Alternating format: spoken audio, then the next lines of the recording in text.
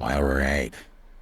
Welcome back to D&D, and especially welcome back to the Undermountain, where, leaving off, we have successfully been able to escape the clutches from a rather strong party of Dragonborn pirates.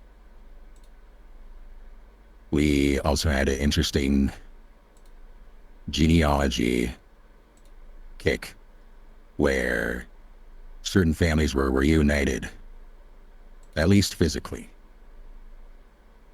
And so now we proceed, starting with our noble Whittles.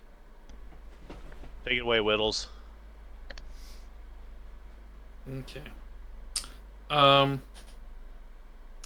currently holding the hand of Anvil, and we are walking away. DM, can you give us an idea of our surroundings right now? We were just now in the mouth, the entryway of this vast underground system of winding trails and splitting off forks.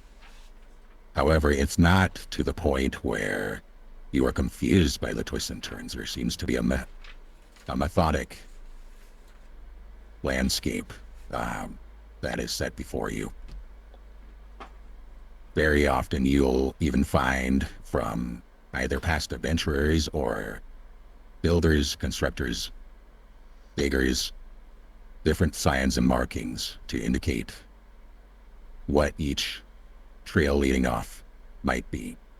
However, this is not so common to have trail off corridors like you would in a hotel with how many doors are on the left and right side of you. Essentially, there might be maybe one or two lead-offs before going down yet another spiral staircase further and further down into the Undermountain. So, if I understand right, there's markers kind of saying, hey, this way to X marks the spot. Nothing as so specific as that, more so as cogs or gears above a certain archway or over another. Obvious signs of old and decaying gore. From other entryways, you might see things such as bones, or on other ones yet, split apart arrows or shafts of spears. And so there are some things to mark and indicate differences between them, but they're not necessarily categorized and cataloged. Gotcha. With the map that we got from who'shamacallits, is there like a sense of, because we still need to get to where we need to get, do we have an idea of the general direction of it?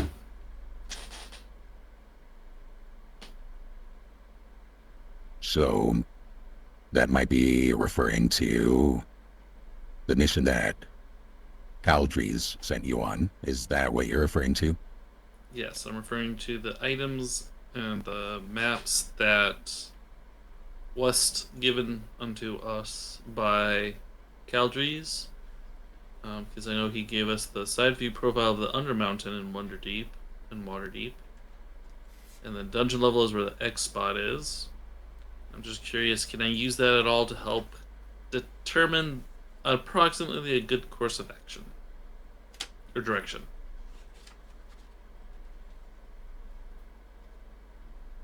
Yeah, so go ahead and give me an insight check.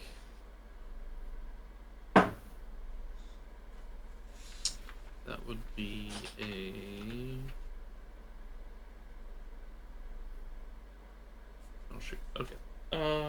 17. Okay. So you get a very clear sense that this map that Caldries gave you is going to be very straightforward as far as where you need to go, with the X's marking off certain trails that you might not necessarily find what you need because others have already explored those places. But in particular, what you might be looking for would definitely be lower than, say, the farm's level on the map, but maybe not necessarily too far beyond that. Do I Again, get a Caldries is looking for something, but he doesn't exactly know where it is. However, he's had intel that indicates that it can't be much farther. Okay. Do I get a sense of where I'm located on that map? You're currently just barely past the sewers. Alright. Do the So sewers just stink by- by chance? So when you say sewers, are you talking about we are like at the dungeon level, or that we are? What do you mean by barely past? You are at the dungeon level. We're at the entry level of the sewers. You are at the dungeon level. Oh, we're at the dungeon level. Which is Correct. where... Okay, and that's the level that we want to be at, so okay, cool. So now we just need to not go down or up, but just waddle around on our little feet. Okay.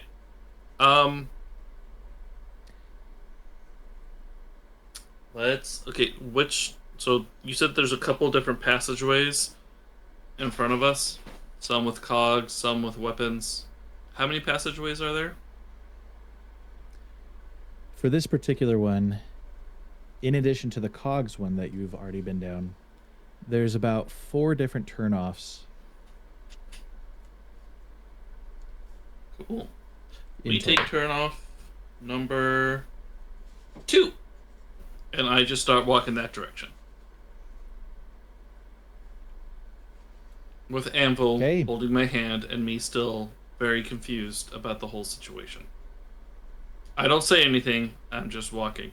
However, my little familiar is doing their invisible recon to kind of help give me advance notice and warning should there be potential traps, enemies, items of interest, and of course my little detect magic is doing boop boop boop boop boop boop. I'm like a little subway sonar looking for anything worthwhile. So we're on high alert. Okay. Going up the chain, youngest to oldest. What are your reactions to this? I don't know. I feel like I would just kind of be staring off into the distance, just oh. Well, I'm still thinking extremely hard because last time I found out that like my wife's not dead and I have a kid apparently that it's not my kid because duh, it's not my kid. So I don't know what to think anymore. We're just Fish. happy to have you around. Fish is processing. Mm-hmm. That's good. That's very good. And it sounds like Cricket too is processing something, but maybe not what we're all thinking. That's also true. That's very true. Right now, Cricket is buffering. Facts. So, who said that? Was that a peep toad? It's not summer. Them barking spiders are at it again. Barking spiders. That's amazing. All right. Well, I'm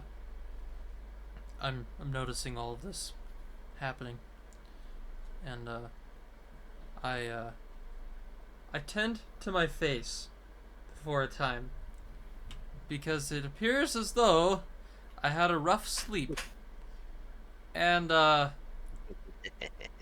my nose has done a few things that are causing me excruciating pain. I must have whacked my face on something while I was asleep. That was the craziest dream I ever had. It was so real. It was like it actually happened. Oh my goodness. And so I'm kind of like tending my nose right now. But, you know, like, following as best I can through tear-filled eyes. Can I grab you something? Can I grab you something to help? Maybe it's just a little ice. That'll be great.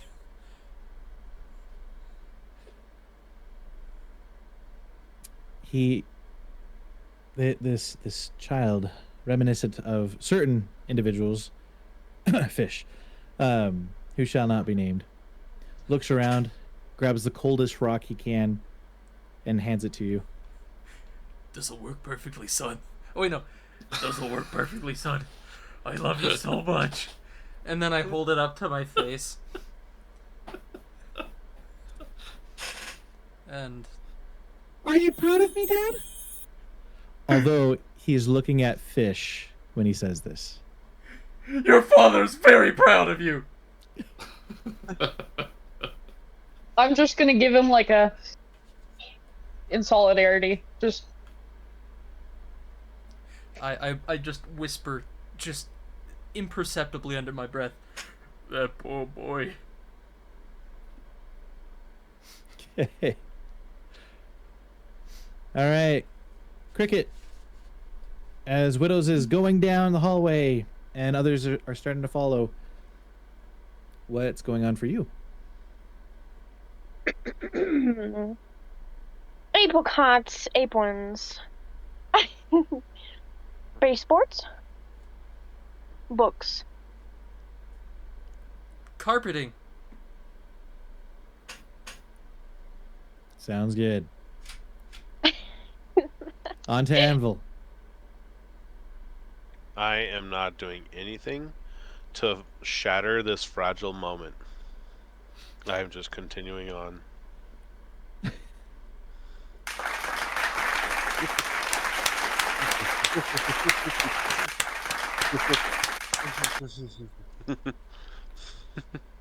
Sounds good. Traveling onward in a way that both denotes leadership, poise, and diligence. You see before you waddling this kobold to the first archway. That is so indicated by himself to be archway number 2. And here there is a very perceptible change in air pressure, almost like the sucking of air as you approach the archway, going from where you are in this hallway down to wherever this archway is going to go.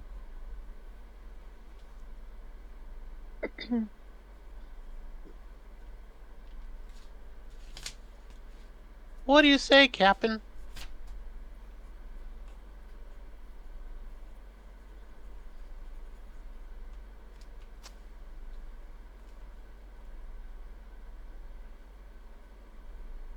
We're going this way, come on. And with that, Whittles just kind of keeps walking forward, as his little familiar hasn't like indicated from, you know, granted it's only 100 feet, but still, he knows at least the next 50 feet are pretty solid. Can I try to have my unseen servant hold the hand of Steve's familiar? Oh. That's a good idea. Oh. I'm going to need you to roll me persuasion or sleight of hand. Oh, sneaky. Slide the hand.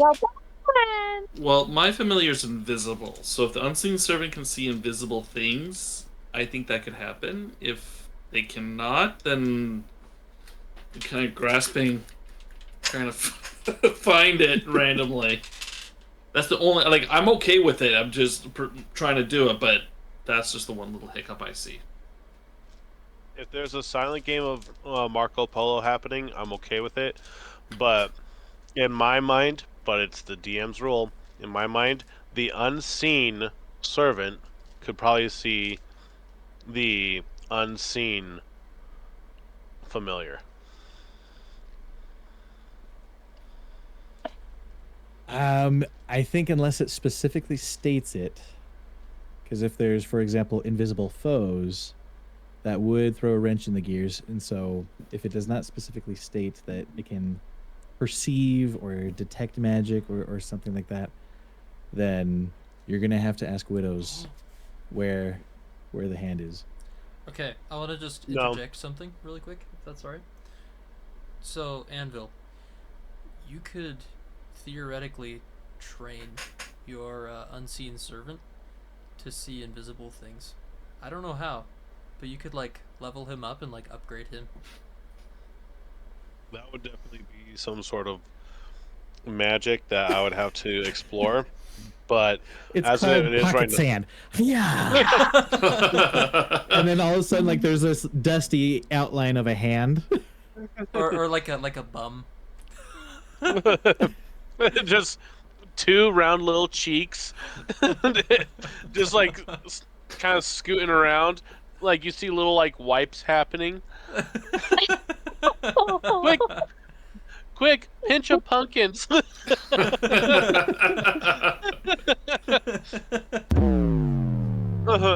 Well, I'm okay with this. Silent game of Marco Polo happening, and I just, if he ends up holding the hands, and whatever happens from there on happens from there on. But for now, right now, my unseen servant has no real use, but I just wanted to have that happen. Hey. A rush of cooler air greets you as you approach an opening to a new space. You see a long, narrow land bridge stretch out before you, spanning what appears to be a 50-foot gap. Along the land bridge, a very interesting set of tiles is upon it. But unless there's further inspection, right now it just seems that there are different textures on top of the tiles. A riddle. In the air there is a very, very fast wind that seems to be blowing not consistently, but in bursts. Well, I'm definitely gonna, since I'm always taking in information about my surroundings, I guess I'll roll like some sort of like investigation to see what's going on with the wind, see what's going on with these tiles. I just want to investigate my surroundings.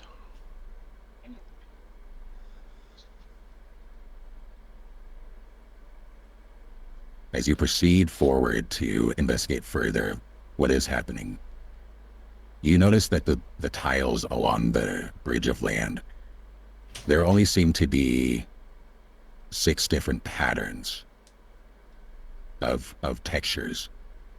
And so along with that, definitely traversing this chasm, there seems to be one way across, which is this bridge.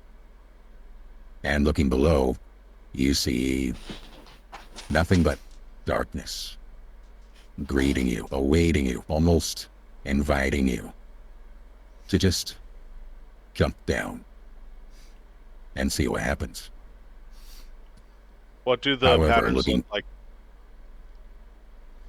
Looking onward, the patterns you've noticed tend to go in kind of a swirly shape, almost a fluid-like shape, for the first one. For the second one, a reverse fluid shape. So if one is more of a spiral, the other is the counterclockwise version of that. For the third and fourth plates, they simply have a telltale gash in them. But again, on seemingly mirroring sides, where plate number 3, or the type number 3, is a gash going from top left to bottom right. And the mirroring one for number 4 is top right to bottom left. The fifth and sixth kinds of plates simply have either a glassy surface for number 5, and for the sixth kind of plate, a very rocky, bumpy kind of surface.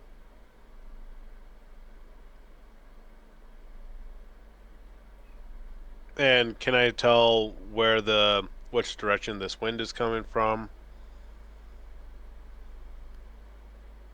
From your hair, you can tell that it blows straight across the bridge. If we call the bridge where you're facing down the bridge, if that's northward, it'll blow from the east, but also bursts will come from the west. And it's not like tunnels on either side. It seems like it's almost a magical force. On either side, expanding onward, seems to be an endless continuance of this cavern. Again, delving deep into the pit from either side. But there is the ceiling of the cavern that you can tell is uniform, both east and west. Is there anything noteworthy about the ceiling? In the ceiling itself, you do see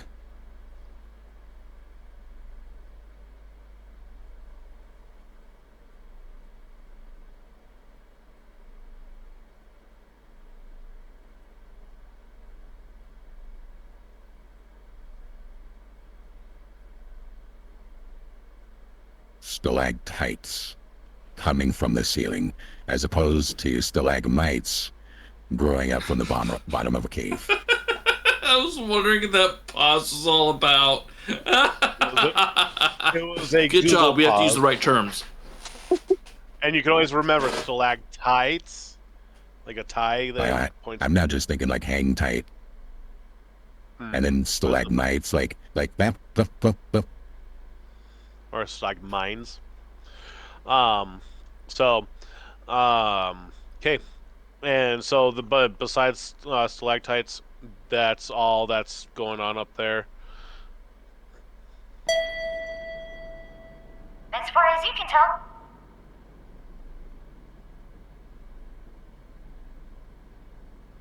So, now I have a purpose for my unseen servant. Before we get too close to the bridge, with it, when it comes to these tiles, is it like 4 in a row going down, 6 in a row going all the way down? Is it like wooden planks going throughout the entire bridge, but then some random spots there's these tiles? What does it like? What's the layout? So the layout going across are 3 tiles wide, proceeding forward. Okay. Unseen servant. Oh, wait. Looking at widows. Say, watch this. Now I have my unseen servant starting from like row 1. I touch the left tile, then the center tile, then the right tile, going bink, bink, bink. And I'm going to keep note of what occurs after it touches each tile. So starting with the one on the left. .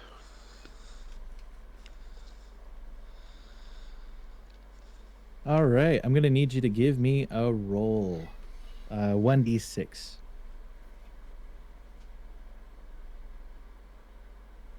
That's a 1.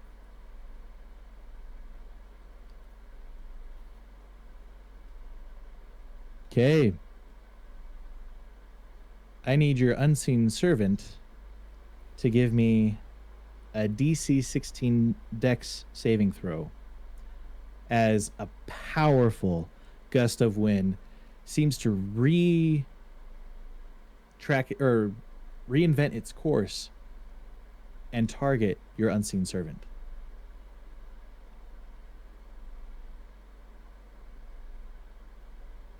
Well, I gotta see if there's.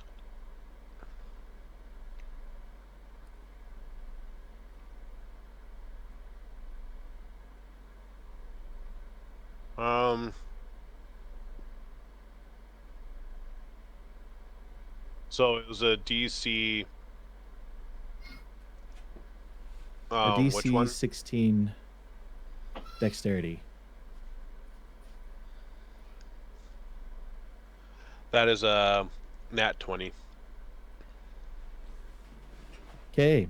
So if the servant was indeed seen, you'd see, and kind of like a cheeks, flying, and like, different angles of eyelids just going everywhere as it reports back to you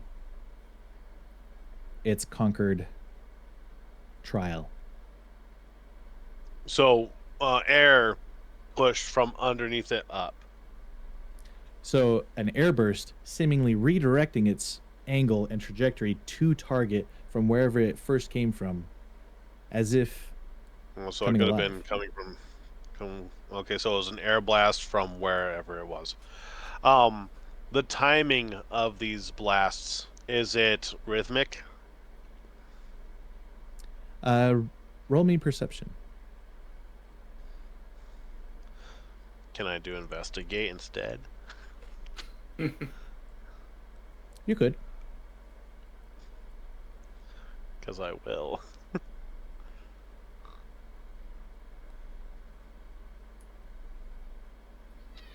That's a 14. As far as you're concerned, you know it's coming from the east and the west.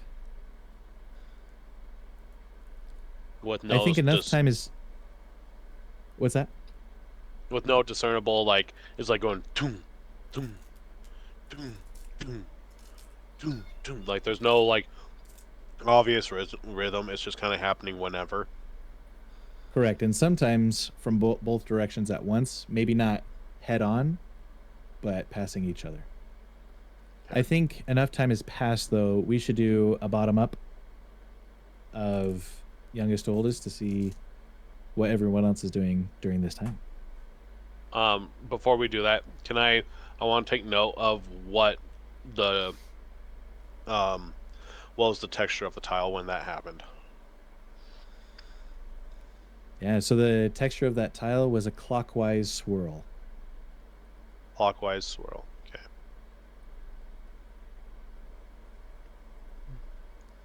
All right, going down to fish. Okay, so where would you say that I'm standing? So if this relatively large entryway, roughly spanning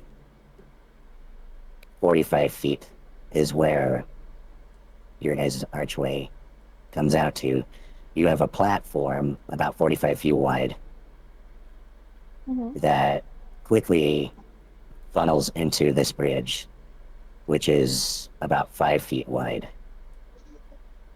And so from the archway to the bridge is roughly 30 feet.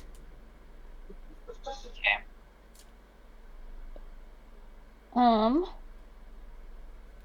Okay. So what did I'm I have gonna a do, voice on during that? I meant to have a normal Yeah. voice. I'm gonna say. So I'm not on the bridge, right? That is correct. Okay.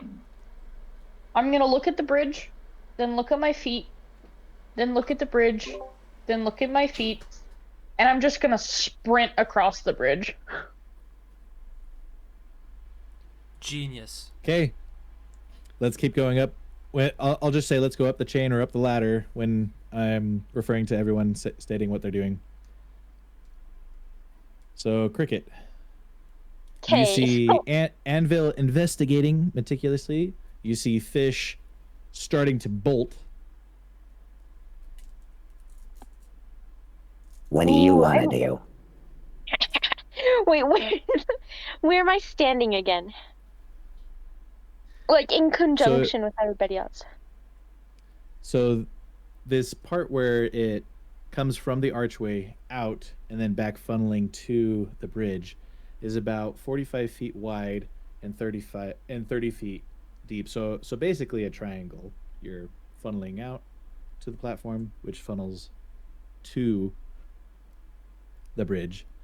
And so if you haven't moved yet, then you're about 30 feet away from the bridge. Okay. I think I too will sprint across the bridge. And I will say apples, peaches, flowers, baseboards, rocks. While I do Holy it. cats! And I'm like the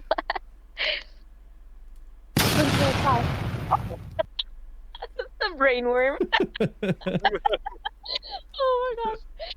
The brainworm's just going, whoa! What? When I say whoa, I mean whoa! When I say whoa, I mean whoa. And I'm telling you what, I can't even believe what is going on right here. How did you start that again? Was it Dear Heavenly Father? Thank you for the stay. That's so funny. Oh man. So I saw him sprinting across the bridge, and then little guy in my brain is like bouncing, you know. And I catch up with Fish, and then I don't know, we vibe for a sec.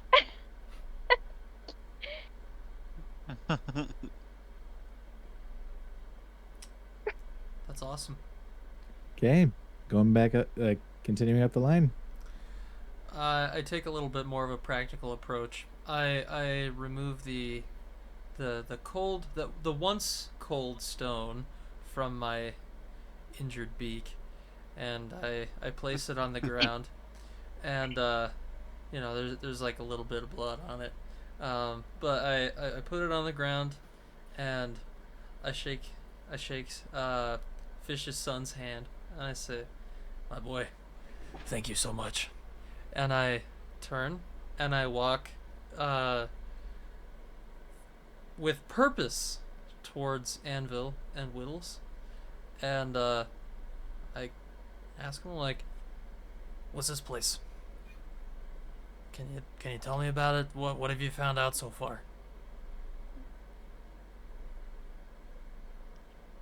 Well, oh wait, then we're going up the line. Oh, that's fair. That's fair. You can respond. Well, so in my mind, am I like seeing my companions bolt in front of me, and I'm like explaining, well, or have I not perceived that these guys are?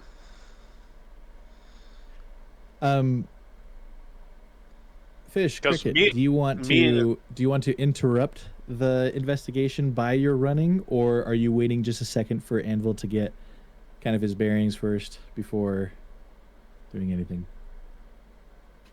I'm not going to interrupt him, but I'm just going to start booking it as a small child would if you immediately take them to a park after they've had snacks. So that's how I'm. I don't believe there will be time for a true explanation, because from my end, all that is going to be said is, well, these are pressure plates when you quit. And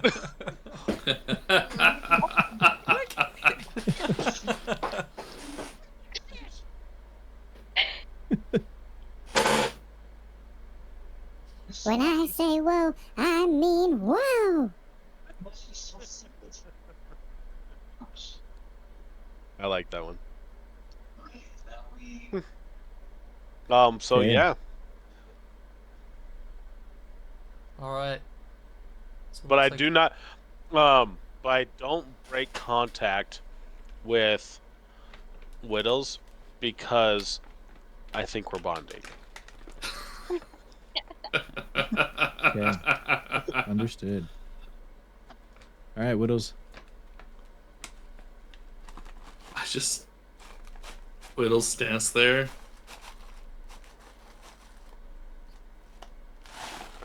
And just waits. He'll just wait to see what's happening. Okay. I'm gonna need Cricket and Fish to both roll a d6.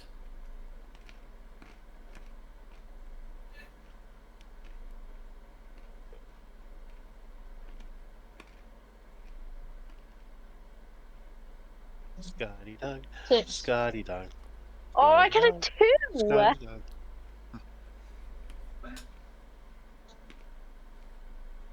Okay, so Fish was definitely booking it. So we're gonna have Fish go first. And so Fish, you said 6? All your support and your kindness. But then again, Hank does make one be. A ray of energy cascades down onto the land bridge, targeting the one triggering this clockwise swirling trap. Say Walt's coming to you. Yes. Please give me a DC 15 Wisdom saving throw. Okay. So the clockwise swirling. So Fish ran onto the left tile. For the first time. So the servant did the Touched the leftmost left. one, and that was a counterclockwise swirl. But the clockwise swirl was this ray of energy that is essentially to Fish a voice persuading them that the best course of action is to hop off of the bridge and into the chasm. But was that like the right tile? Was that? That would have been the middle tile. Okay. What if I used a bonus action to cry? Thoughts? Yeah, that makes sense to me, man. Yeah. So what was your roll? About a 10. All right. Your oh. Profoundly within you, this voice is so persuasive to jump off the bridge that your companions see you squat down, preparing for a leap.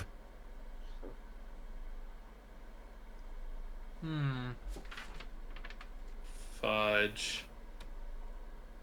Oh, I used Charm Person. Yeah, I used Charm Person on Fish. And both of our companions hit the center or the middle tile. So we're doing one at a time. So we'll see what the roll from D Oh, okay. is doing. Okay. All right, Fish. We need you to do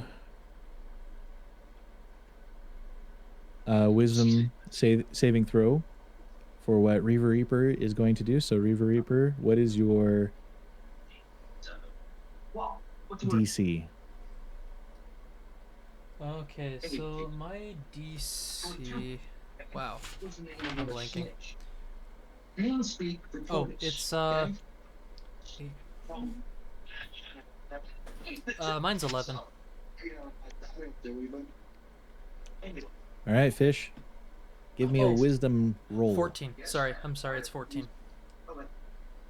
Okay. I got a 15 on my roll. So. It's almost like you want to jump in. It's almost like you want to have a bad day. Huh? Perchance. I just want to go for a little swim. There's no water down there. It's just rocks. I think not. I'm gonna go figure it out for myself. Okay. You may or may not want to use. Oh, wait. Don't forget about inspiration points to re-roll a single roll. I don't have any inspiration. Wait. You're the Fish does not have inspiration.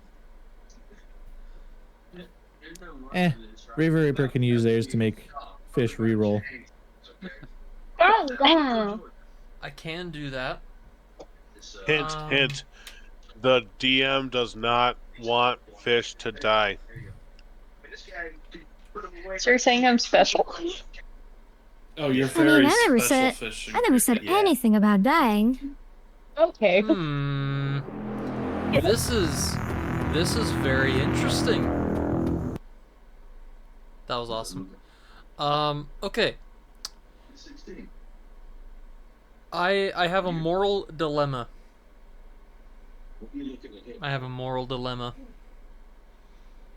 I could use my own inspiration point to save Fish, the worst father on the planet, who doesn't like their child. Whoa! At least I'm interacting with my kid. Whoa. He's gonna push Fish off the bridge so he can get the kid. Or not necessarily to get the kid, but to save the kid from a terrible father. Well, I what haven't if this killed my kid kid. is I actually say I'm a terrible? pretty decent father. Or The kid wants to see Dad die. I call back in Oh, the dear. cave. All right, 1 or 2, pick one. Just give him no context. Just One daddy or two daddies? How many you want?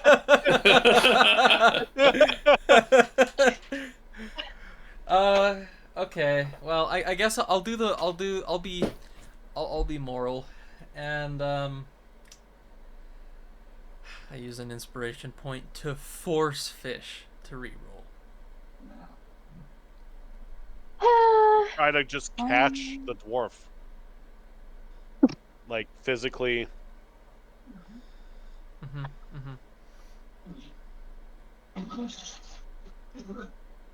All right, Okay, so Fish, are you let's wanting me to re-roll? Yes. Frig. So this is to see if he can charm you. 17? Okay, it still didn't work. Yep, she's a lost cause. Well. Fish are a lost cause. Is that me hitting the ground?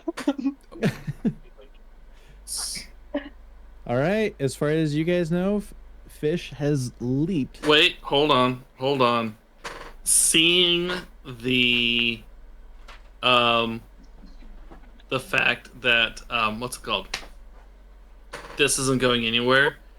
Whittles casts Hold Person. Oh. So, good idea. I'm able to. Let me just pull up, making sure I get the most effect out of this. I have to just double check things. Okay, so the target needs to be saved on a wisdom saving throw or be paralyzed. And then at higher levels, because this is going to be cast at a higher level, I can actually hold an additional person. And so Cricket, also having done the exact same thing that Fish has done, I'm targeting both Cricket and Fish to get them to stop moving. So, wisdom saving throw, and you guys have to pass my DC of 17. I got a 16. What? I lost my D20. Goodness. Oh no! Roll a Where'd it D4 go? 5 times. Okay. Okay. That's called math. You know what? What the heck? I think. Lauren, I think Bobby took it, bro. Oh, My child did nothing of the sort. we're gonna do. My That's baby it. boy is such a sweetie pie. She took and the he would other one. never. That's forbidden. Okay, I got a 5. Cool. Oh, You guys are unable to move your bodies for the next minute. okay. Alright. I've got a brain worm, guys. Don't blame me.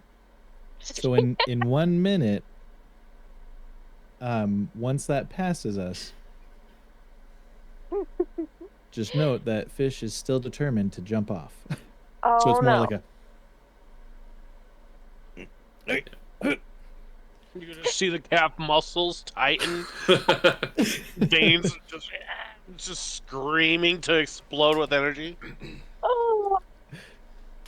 That's all right. amazing. So what we're gonna do from here is we're gonna assume the initiative is youngest to oldest because we just did that round. Mhm. And so in 60 seconds, so that's 10 rounds.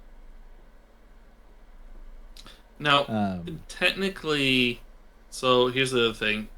I guess, depending how you want to rule it, it says at the end of each of its turns, the target can make another wisdom saving throw. So, She I don't is know. persuaded. Yeah, so I think that I'm just saying, I'm perfectly fine. I hope the whole minute lasts, but I did want to say technically. Okay. All right. So round 1, Senor Fish, we need you to roll a saving roll for wisdom.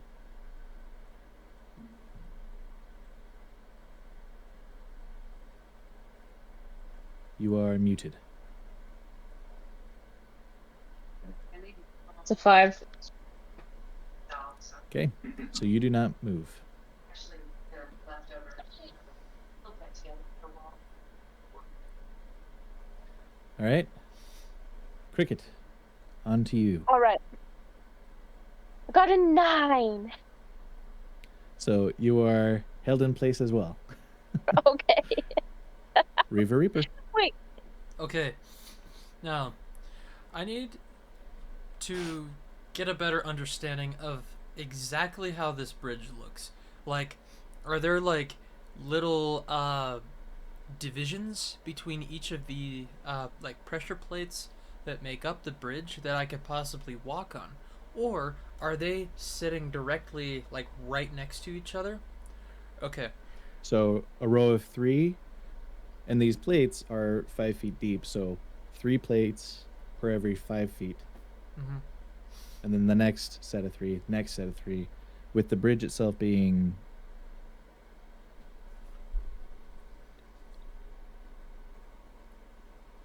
35 feet long. Okay. So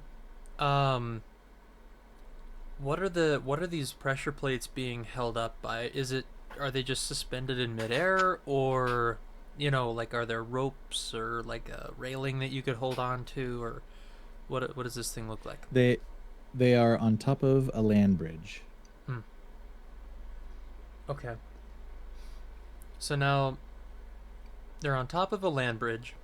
Are there any gaps on either side that maybe you could skirt along, or is it literally Not that you can see, unless your your feet are the width of a toenail.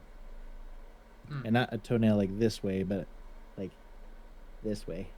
Oh, so it's like, okay. All right. Well, let's see.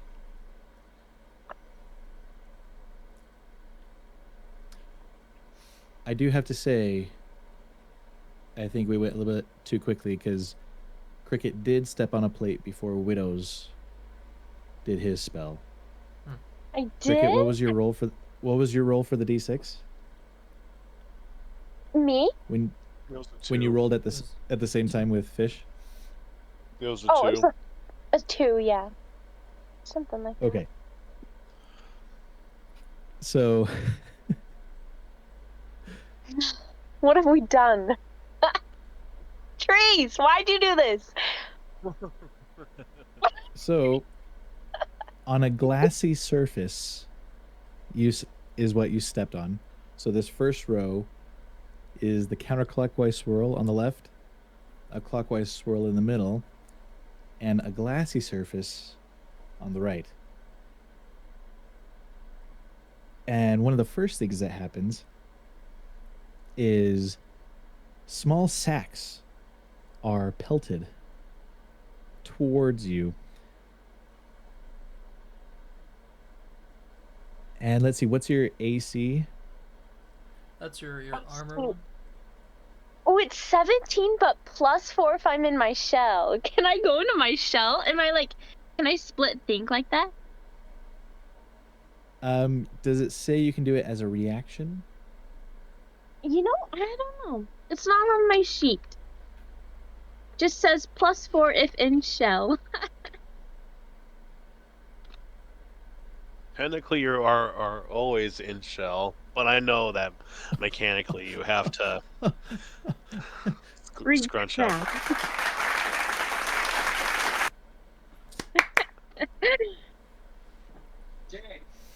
I'll be back in 2 seconds. 1, 2. Oh, she's So, not bad.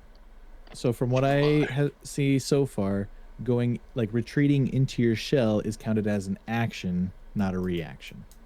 Dang. Oh. Okay. I'll accept the damage. Well, so first I have to see if they hit you. Oh. There's 20 of them. So there's No, three of them. There's 3 of them that come at you. 10, 12. Wow, and 12. So none of them hit you. Wow. However,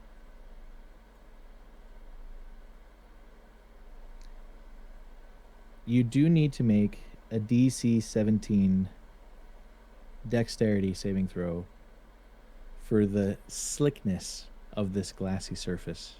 Oh no. Or slip and go in the direction you kept going, which is to the next plate. Oh no. Okay, I got a 12. Oh no, I'm there. Did you add your dexterity modifier? Oh no.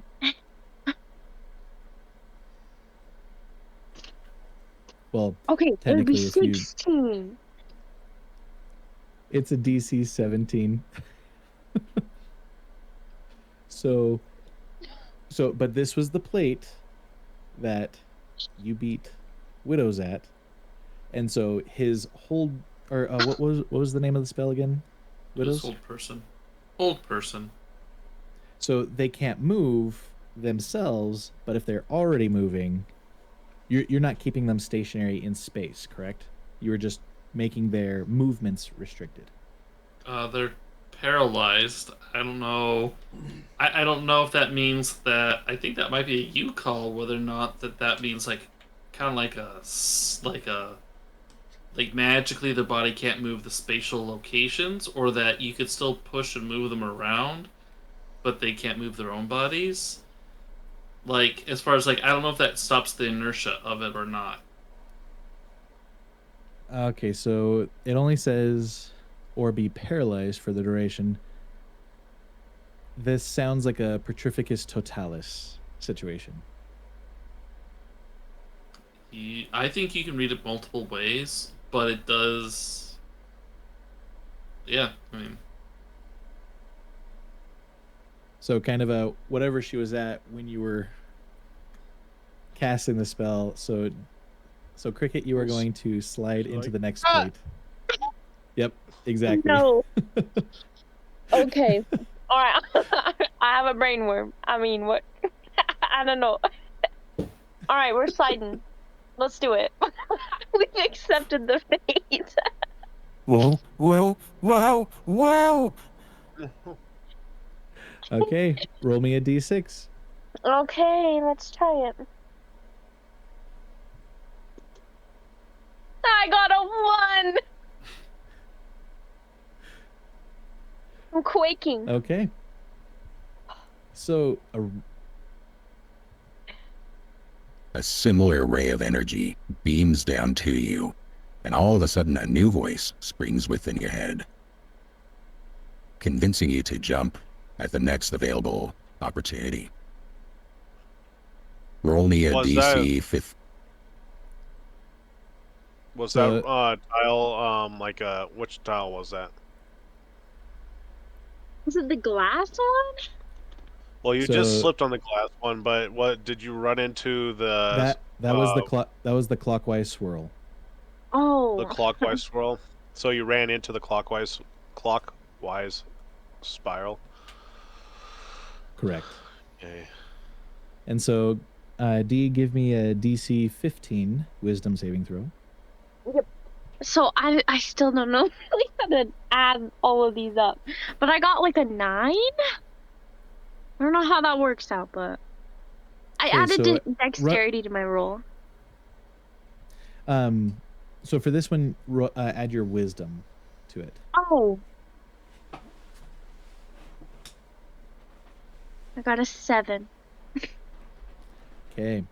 So similar to Fish, you are persuaded that at the next opportunity you will jump off. However, both of you are. Okay. Moving on to Reaver Reaper. This is difficult.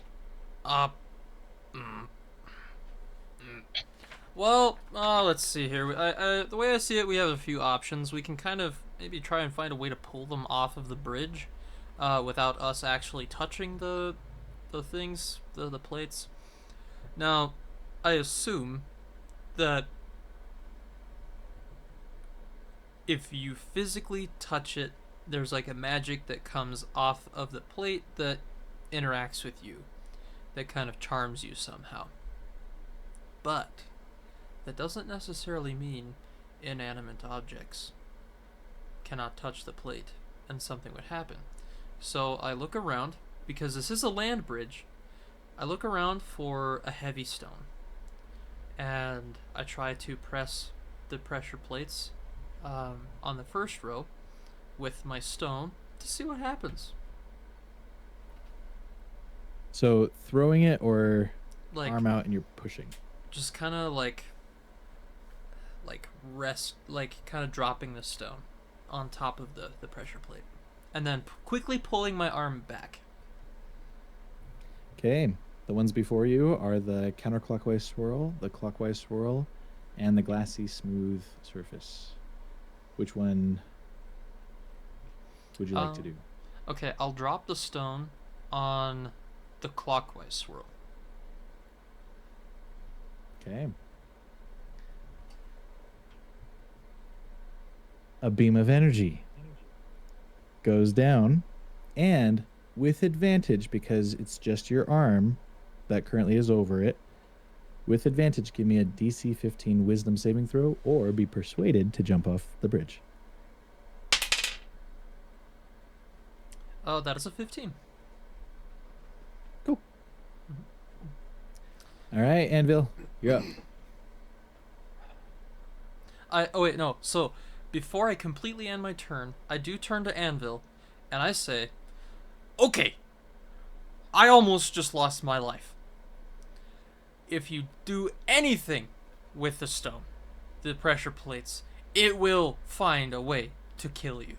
So maybe try to throw the rock instead of drop it on top of the pressure plate, if that's the path you so choose, or if you have a better idea, you just do that instead." Oh, Steve, I need your help. because Everyone needs my since- help right now because we're gonna die. So No, they're Reeve- gonna die. I'm gonna be okay, and they're gonna take So the brain Reeve- worm with them. Reaver No. Reaper survived the check on being persuaded to jump off, Mm-hmm. and so I need you to do a horrible imitation of what that spell would have tried to convince him to do, as far as like why it was not successful in persuading him. So give me a bad persuasive comment of him needing to jump off the bridge. The only way you can get out of child support is by killing yourself. And there's tons of gold down there, so if you survive, you're set for the next 18 years. The kid's 20. He's literally 20. You have a crooked nose, and you shouldn't be alive anymore. The kid is 20. And my nose is beautiful. Okay. Hold on. That this you was a know. mind wave. This was not vicious mockery. So I'm trying to get him in the moment where he doesn't want to be around anymore, people. And it wasn't supposed to work well. He said a bad job, okay? I just got insulted. by a ray of energy. Yeah, what the heck? All right, Anvil, you got Your this. mother was a hamster and your father smelt of elderberries. You don't know that! You don't know that! Only I would know that, and they don't. Mostly. So Magic. So looking at what's going on with these tiles, it seems like there are what seem to be a little bit of consistencies from what I've seen so far. And so even reaching your hand over the tile, not even touching it, but reaching your hand over the tile has an effect on the person, right? When the rock dropped onto the plate, something happened. And his arm was extended over the plate because it dropped the rock. Oh, he just went boom. How should I bet we just jump over the freaking plates and we're okay? Well, Well, then there's another plate on the other side, and there's a lot of them in a That's, row. that was a question I was going to ask. So right now I have row 1, right, left, center. We know what's going on with those tiles. We know what, because Cricket slid on the glass tile forward. So we now know row 2 right tile is the reverse counterclockwise spiral. So my question is what does row 2 center and row 2 left, what do those tiles look like? Give me 2 d6s. Just to look at them? Give me 2 d6s.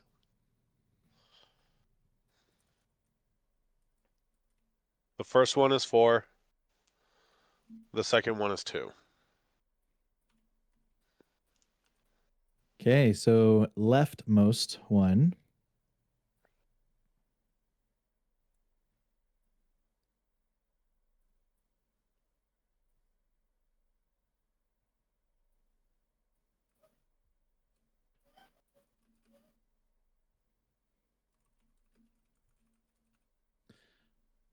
Is the top right slash diagonal. And the middle one is a counterclockwise. So slash counterclockwise, clockwise. So the center tile is the counterclockwise one. The center So tile is the center tile is the counterclockwise swirl. So it's the same counterclockwise swirl that made it Your look servant, your servant did. like that my servant did. Okay. Um. Okay.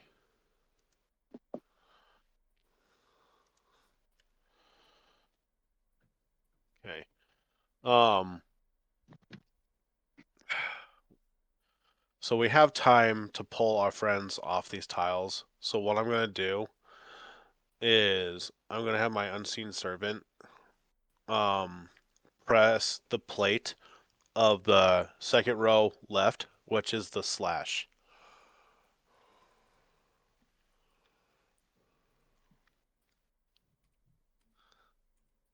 I'm expecting to hear like your unseen servant dies.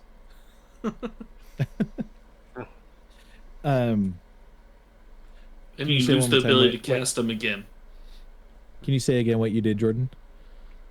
Have my unseen servant like press on the plate of the left one, the one that has the slash, the one from top right to bottom left. How does he push on it? With his Does he teeth. step? Does he step on it? Does he reach over and just push on it? It's just kind of like he was on the first left tile, went, had his skirt blown up, and just kind of walks on to the next tile. That's right in front of him. Okay. Can he float? Yes. He floats before you as you see the tile crumble away, creating a hole that someone would drop straight through the bridge to. Okay. But kind of a slower crumble where you would be able to have a reaction. Kind of like a, whoa, what's happening? And then boom. Instead of just like boom, trapdoor. It's not a trapdoor. It's a crumble away. Oh, I have an idea. Okay. Now, so because you had me roll, this is because I'm, being observant. Are the rolls, because you're having us roll d6s, we have 6 different tiles. It looks like these tiles that are ahead of us, whatever we roll, that's what's going to be on the tile.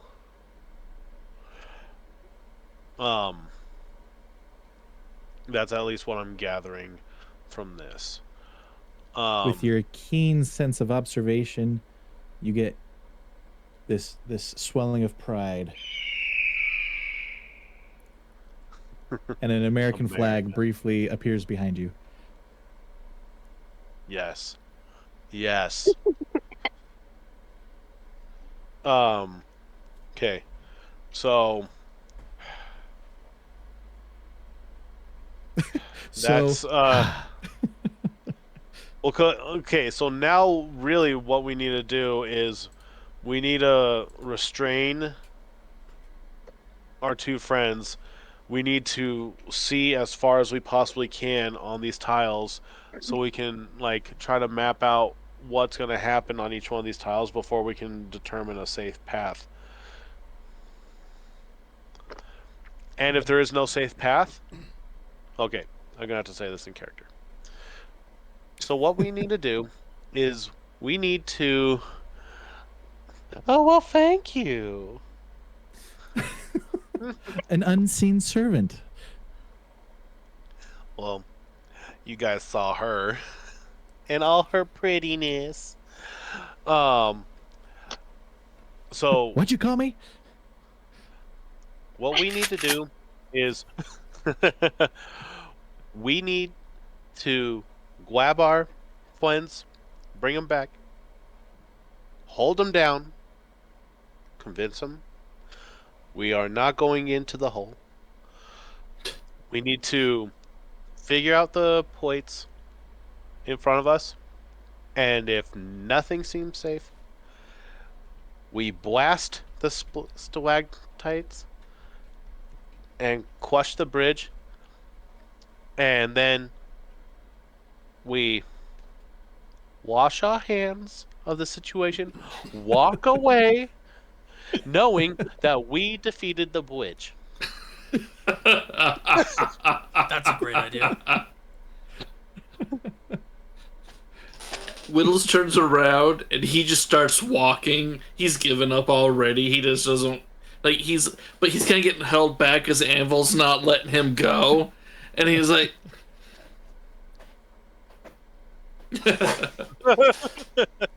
If I had a little baby carrier on me, I would, honey, just he's legs. sitting there. He's got the most sour look on his face right now. But he's getting the most like the horrible like front wedgie because the way that he kind of squirmed going in. Like now it's just like riding on both sides and his little legs are just like tingling in the air. I'm just getting little belly pats from the The funny legs. is, they're not angry legs. They're actually kind of happy, satisfied legs. But he's not gonna admit that he's like enjoying it a little bit. from one of like the shoulder straps is like one of those like tubes from a camelback, so he can. Oh. And it's chocolate milk inside that, not water. Whoa, bro, I'm down. Sign me up. No, you have your son. I'm Anvil's son now. Yeah. So, I have an explosive child.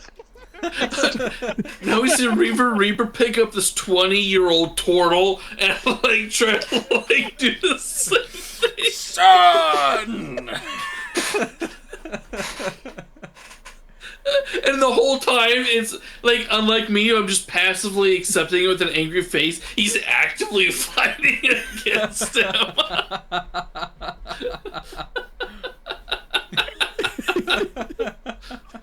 Be woman. Oh, that's so funny. So that's so Anvil, it is still your turn. Or wait, yeah, it's still your turn. So I told everybody the plan of what we need to do, but given the turn sequence, you did the. I need to wait. But can we just make that happen with the back, like the little chest pouch with, like, I don't care how it happens. Like, I will rent my clothes to like fashion this little like backpack, or just like sash him up. And that way he just... But after a little while, he starts putting little gems on it, and it turns into his throne. And now he's like, my minion carries me. Except he can't find any gems. They're just like, fruit snacks that he licks and like... little gummy. Yeah. Until we get more money. Yeah. And so, like, what was, like, I used to be his carrier, now I'm a litter. A royal litter. Yeah, that's so funny. Let's do it. Okay, so, Widows is now here. Legs kicking, and just little hands kind of, like, touching me, and, like finds a little jelly or a little gummy, licks it, and then starts collecting gems. There's a seashell. So I'm gonna say if we want to make this canon, this will take 2 of your guys' turns to work out because a turn is 6 seconds. Okay. We will make this canon afterwards. This is gonna happen, but we need to save our little turns right now. Like, are you saying like the searching and all that stuff? That's one of the turns, or are you saying like Steve's turn after I told everybody the plan? Steve's turn, and me putting him into the pouch. That's one or two. Collectively, it'll take 2 rounds for both of you, and so you already spent your half of your part of this round. So it would need to be next round, 2 rounds devoted to that, because you guys are working together. Okay. Otherwise, that's a quick setup. Well, it would take 6 seconds. Well, Um, so Widow's. It sounds like it's up to Widow's turn right now for this So- first round. So having heard the plan, the acceptable plan of my newfound mount Anvil, I actually have, so my little fairy is around, invisible, and we are going to start revealing a possible pathway. So my fairy is able to, has a flying speed, I think, of 30 feet. So that's a lot of land bridge she can cover in one turn. We're revealing everything that we can. Like, we are finding out what can happen in those 30 feet. And she's flying. So yeah, she can get pushed all she wants. That's perfectly fine. But we're Okay, so I'm gonna need Fish's help, Reaver Reaper's help, and Widow's help for this. We have revealed. Well, you said 30 feet dear. of travel. The bridge is 35 feet, so we can do all but one row of. Well, no, because they can see. So yeah, we can reveal the whole bridge. Sweet, So we're I'm revealing gonna the whole bridge. So we're gonna do 3 tiles at a time of revealing. Right now we are revealing row 3, and I need all 3 of you to roll a d6, and we're gonna go. Shisha, you're always gonna be the left plate. Mason's always the middle plate, and Steve, you're always the right plate of what we're revealing. and these are 5x5s, right? 5x5 The- tiles. These are 5 by whatever 5 divided by 3 is. Okay. And so 3 of them so it's a together five- is a 5 by 5. So it's only 5. This bridge is 5 feet across. Correct. And so Okay. each tile is a third. Okay. So there's 7 rows. 7 rows of 3 tiles. Okay. And each row of tiles is a 5 by 5 square.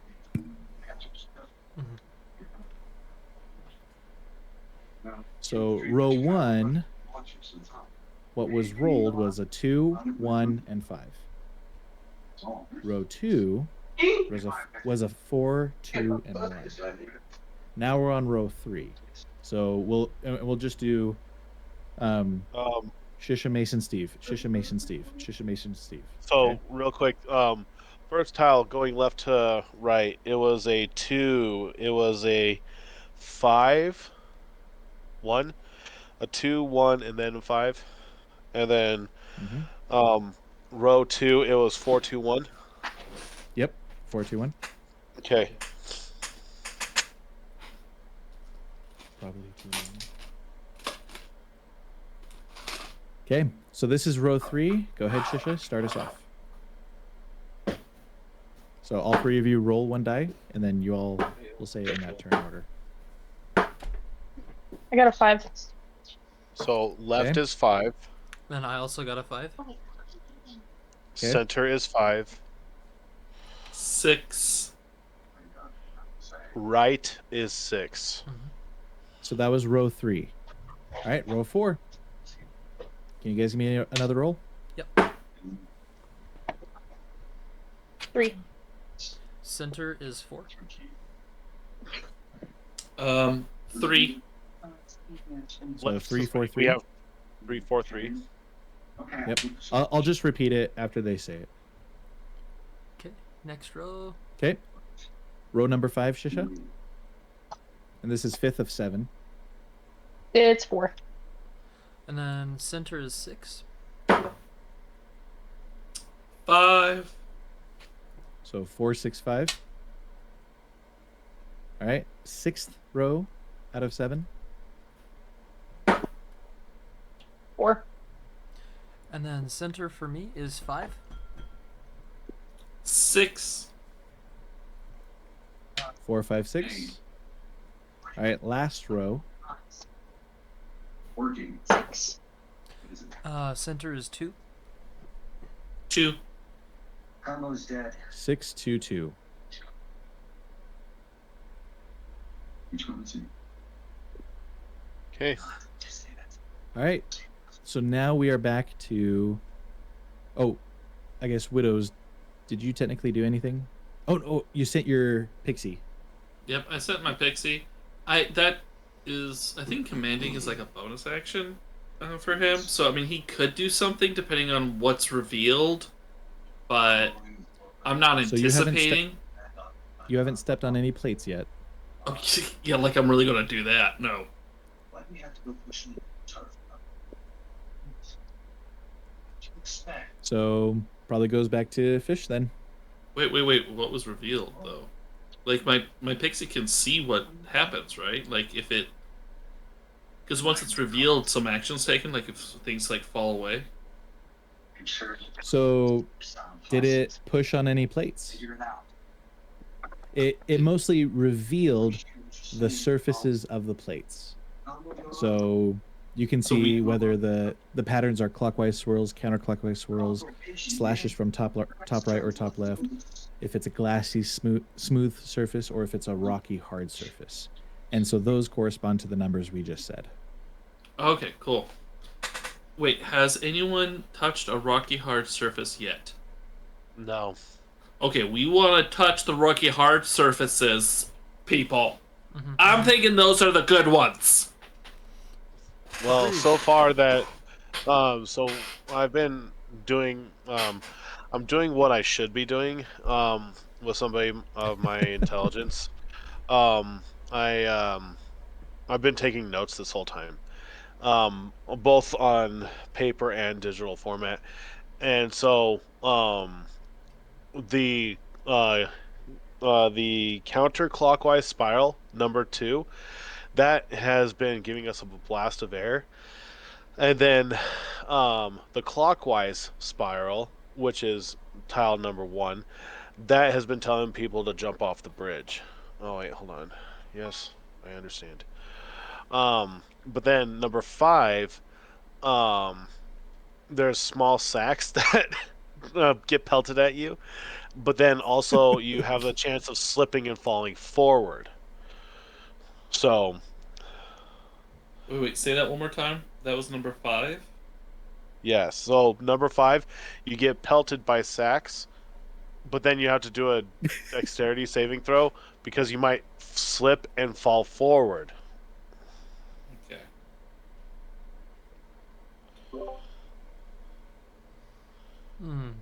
Okay. Now we don't know So- what's inside these bags because they never hit their target. We don't know what's going on with that at the moment, but and also, so right now number 3, number 4, and number 6 are a mystery to us.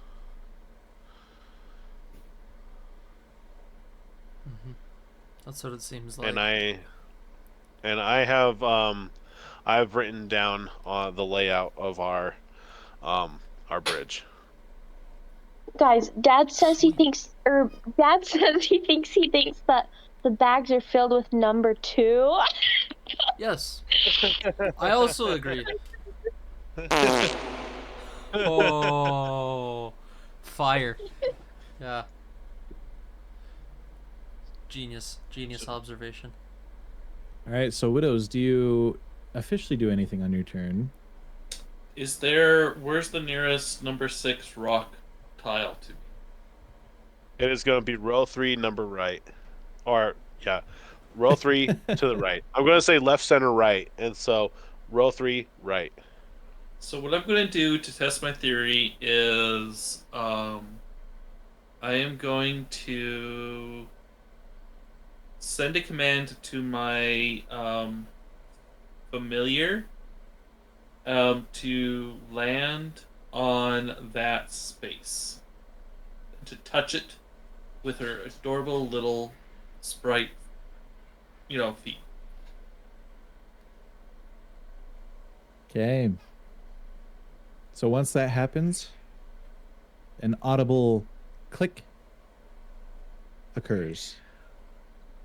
But so far, nothing else. I'll take a click. Clicks are okay. Clicks are good. She's not trying to jump to her death. So we're good. Cool. Oh, and I should say, we did actually find out what number 4 is, and 4 is when the tile crumbles away slowly, but you have enough time to react. So now number 3 is the only one that's a mystery to us because we figured out all the other ones. Okay. Sweet. So, okay. Okay, Just so we know, Fish and Cricket are still paralyzed, right? On the tiles. We've So we only need to gone through retrieve- one round, but they're paralyzed for 10 rounds. We have 9 more rounds to save them and convince them to so- not jump. So we are at Fish. So you are still held. So you need to roll to see if you are still held. And Steve, what kind of roll is it again? Wisdom saving throw. She has to be the 17. Or match? I got a 17. Oh. Or match. So you crouch down, ready to jump. And because it's your turn and this is the action, you jump.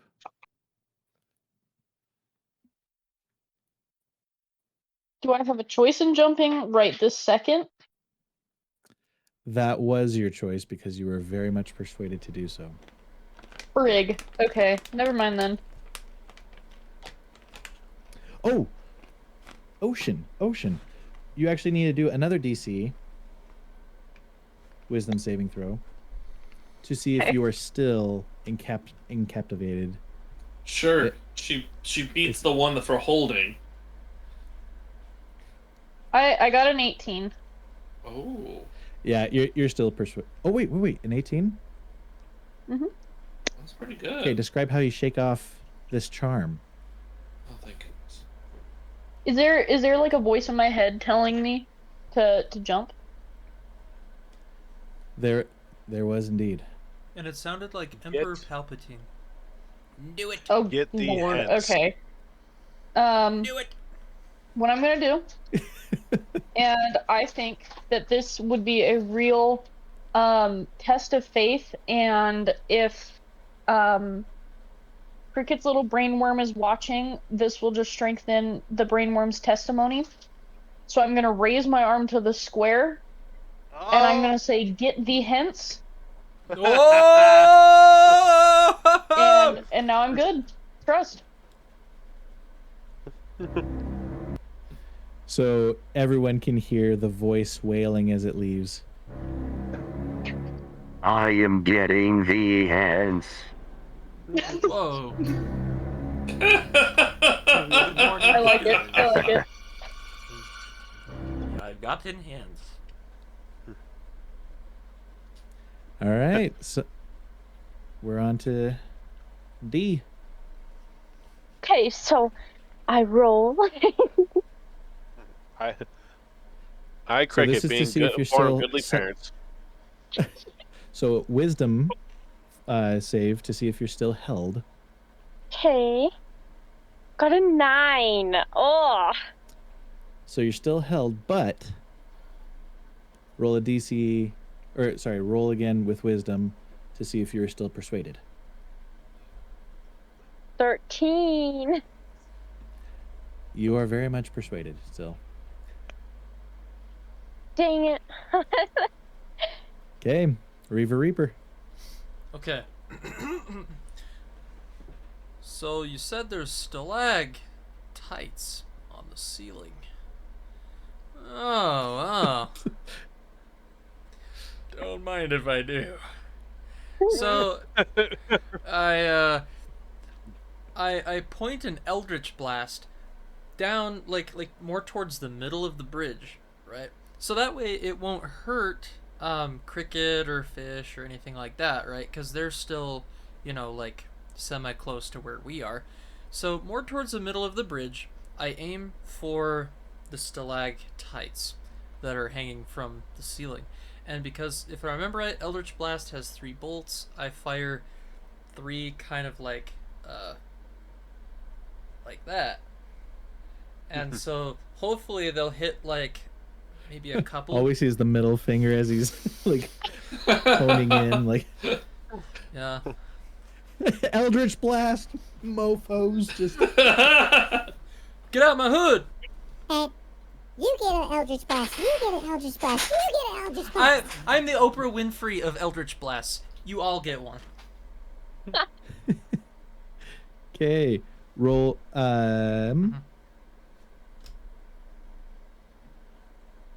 roll a d4. Oh, that's a good one. I like that one. I conjure my dice bag. Where did it go? What the? Okay, fine. That was the one that I didn't have, but now it's It's disappeared. okay. I lost mine too. You want me to roll for you? Yeah, that might be good for time. Oh, there it is. I found it. It's right in front of my face the whole time. Okay. All I had to do was threaten it. Yeah. Oh, that's a solid 3, baby. Let's go. Okay. So you have struck all 3 plates on the 6th row.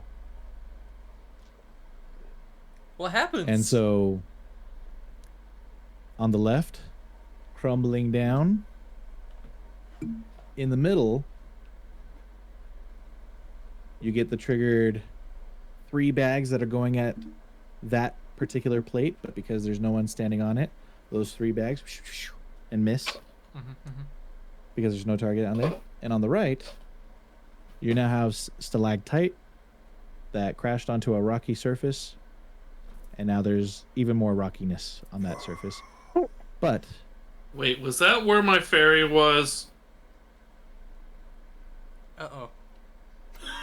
No. Your fairy was on row 3 on the right, but it was the same okay. style. It was the same style of tile. that's right. That's right, because it was closer to you. Dude. You would Don't have- worry. Max, So, This max close. intelligence. Another very audible click happened, though, when the stalactite fell on to that plate. Click, click, boom.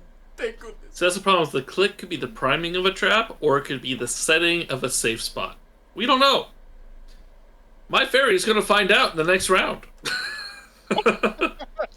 I might be getting a new fairy. The fairy's like, come on, dude.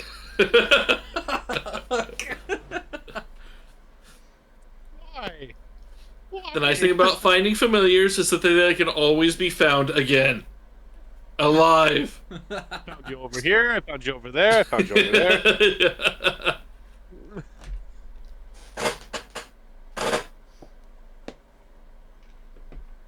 Okay, so Mason took his turn. Yeah. What are we feeling about this for the fairy voice? Yeah. It's awesome. No, I want the Okay. I want the fairy to sound like the dragon, like. Yeah. Fairy voice goes across like, yeah, I'm gonna tell you something about this right now, which is I ain't gonna take no crap from no one. I cannot believe. Yeah, and it's coming from, if you could see her, she's like the most pretty, like delicate, dainty little thing, except for the voice. It's like the star from the Mario movie. Darkness everywhere. Darkness everywhere. But only for the one that lowered the stalactites upon my almost body. My, yeah, I like that one. Yes, your unseen servant is metal. So it's my So turn. it is Anvil's turn. The correct thing to do, instead of investigate, is to get our comrades off the plates before we know what's going on with the plates. So I'm going to hold on to Fish's. I'm going to grab Fish's hand and tell Fish to grab on to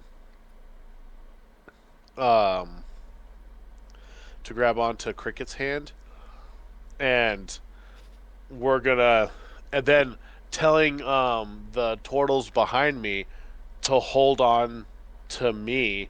I'm not letting go of Whittles. He elopes. He's a flight risk. I mean, we're He's a marriage risk.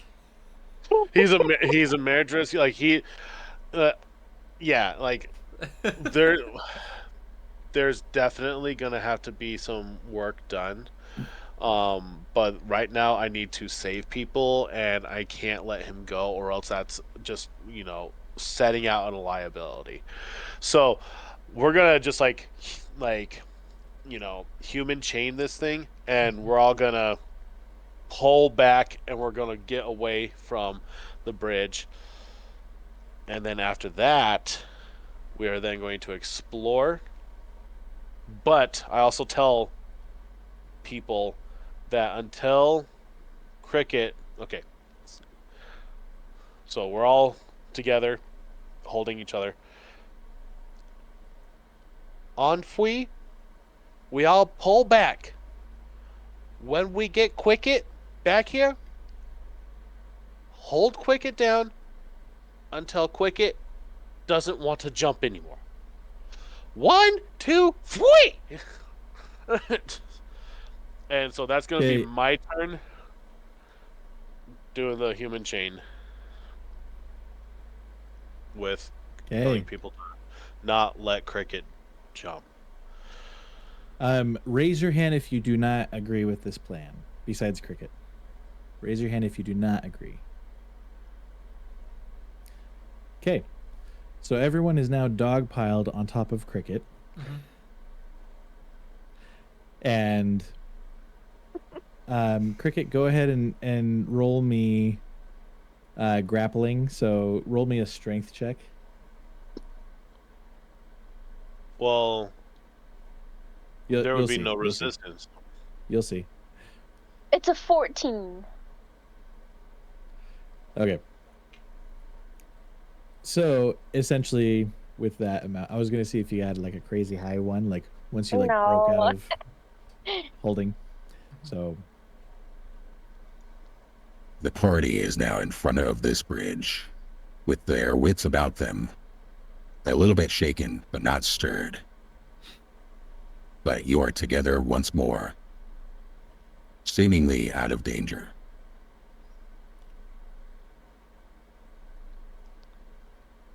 Yay! So now let's do a bottoms up as far as what everyone's gonna do, starting with Shisha. Okay, so you were talking about how, like, a little while ago, there was a bunch of bags on the bridge getting thrown. When they hit the ground, did it sound like there was anything inside? Like, was there a clink, or was it like a hard thud? Baby diaper. To quote Dad, do you think it's a squish? There could be baby diapers in it, you know? A malleable thud. Roll me perception. Okay. That's a 17. So every time it falls, or like a bag fell, you heard. Oh, holy! Okay.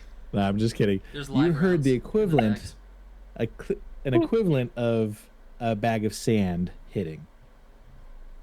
Okay. That's what you heard. Okay. So it's a Did hack it burn. That's what you're getting. Oh goodness. Did I see anything fall out of the bags? Like, what does the bag look like? And did I see anything fall out? Looks like a hacky sack. Oh, goodness. They look like tightly bound bags that you would hold coins in, but filled with whatever's inside that sounds like sand when it hits. Okay. It's silver dust. Hey, hear me out. So we're away from the bridge. Is there any bags? Oh my. Is there any bags that are not on the bridge?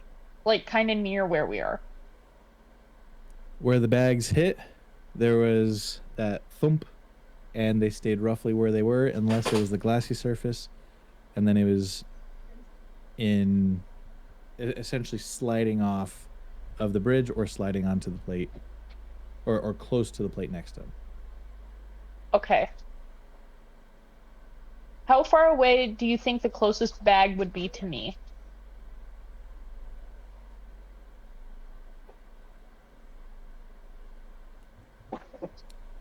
You could probably reach from row 1 on the right side. You could probably reach a bag. My bag is very close to me. It's a lot to me bag.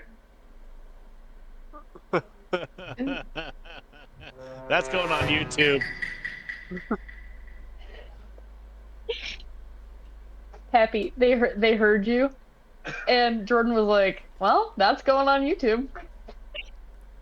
So, you're gonna be a star. We should just have Dad dear. be the We should have Dad generate the ideas for Josh's puzzles. Oh Oh, that would be awesome. Big man blast, big man blast. Okay. Okay, I'm gonna grab one of the bags. Not a colostomy bag, but I'm gonna grab one of the weird sand bags. You have a sandbag. Wow! Rad. I'm gonna open it. Dude, you're lucky.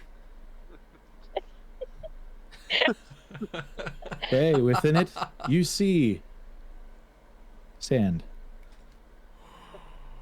Can I taste it to make sure That's it is exciting. sand? Yeah, do it. Bro, it's You Taco Bell die. actually. Roll for investigation. Nah, man, those are bags of fentanyl. Oh gosh. Holy cats. Oh. We've just entered That's gonna be an 18. heart of Chicago. We just walked into Chicago.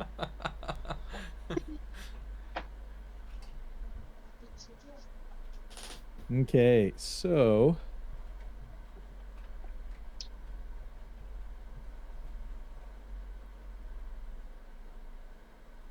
yes. You perceive the taste of a primary component being quartz, which, in your reckoning, is highly resistant to weathering, making it the dominant mineral in most beach sands worldwide. However, there is a little bit of calcium carbonate. Yes. Bits of shell and coral fragments, if you know your calcium carbonate well. Found in tropical beaches where coral reefs exist. Third, more on the back of the palate, you get the feldspar. Common as far as minerals go that break down into sand-sized particles. Can't forget, of course, the heavy minerals of magnetite, ilmenite, garnet, etc., found in black sand beaches. But then a hint or flavor here and there, more as the aftertaste of organic material, decomposed plant and animal remains that can mix with sand on occasion, giving it a little bit of a darker appearance and nature. Wow. Wow. That is what you tasted. Dude. Can I? Beach sand. Yum yum. How bad of a tummy ache is this gonna give me if I ate half the bag? Oh my gosh. I need you to roll me a d10. A D10? On a scale of Yep. 1 to 10. Okay.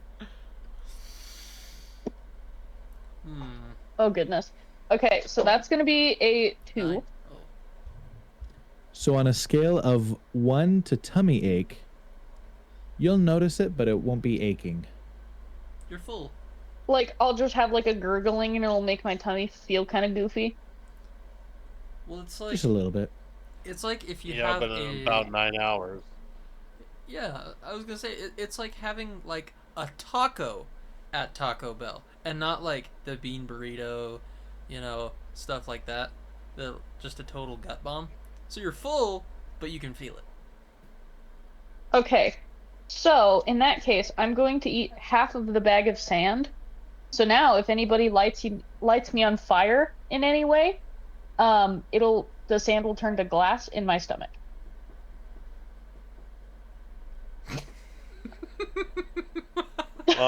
I think that's more of a silicon. But go ahead. I mean, I'm not gonna stop you from dreaming. This is my dream. Genius. I desire this most in the world. And as I'm chomping down on the sandbag, I'm just gonna reach it over to my alleged son, who's not really my son, to share. Just remember, Father, that sand needs to reach approximately 3,092 degrees Fahrenheit in order to turn into glass, so... That's my I take the bag away from him.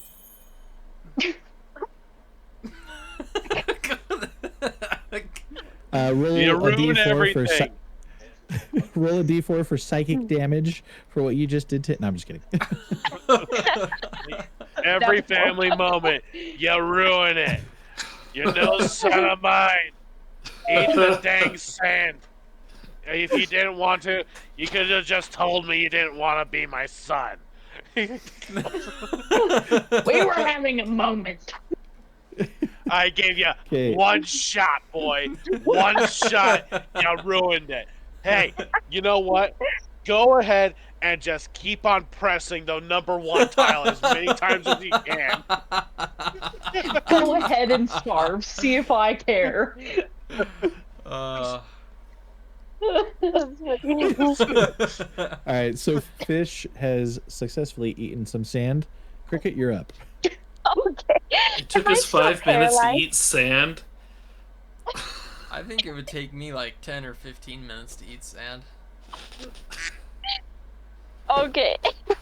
Am I still paralyzed? Am I just Hold on the person. floor? No, you are not. Wow! Okay, what can we do? Do you have the amulet? Oh, I do. Apricot! Mattresses. Teeth. Baseboards. Apples. Cream. Whoa. Good choice, George. Very good choice. All right. Moving on over to Reaver Reaper. I snipe the ceiling of the cave, and I knock down 3 more. Whoa! I knock down 3 more. Hopefully stalagmites or tights or more.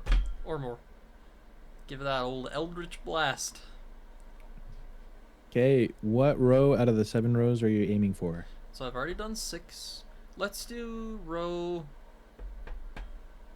Well, I guess now that we're, you know, able to see, or like we can safely hit the first and second rows because no one's there, I'll hit the second row. We know what's going on with the second row. Oh, that's right. What about the third row? Is that one? Go for number 4. Number 4, okay.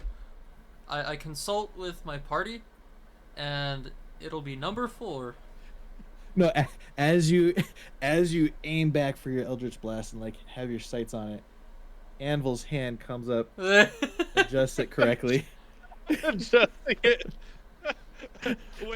Whittles his hand around my thumb.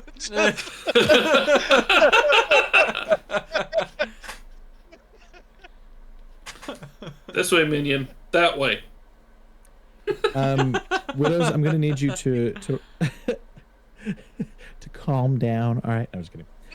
All right, so And I'm just So on roll- sourpuss face, just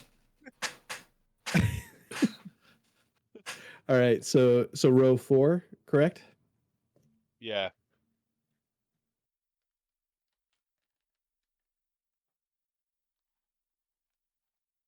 As the whole starts to crumble beneath the pressure of the middle plate being hit by the stalactite.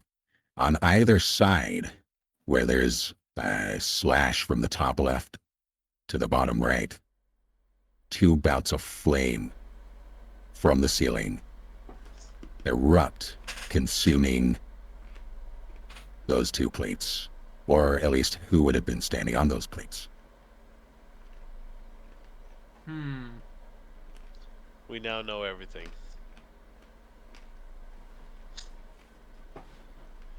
So.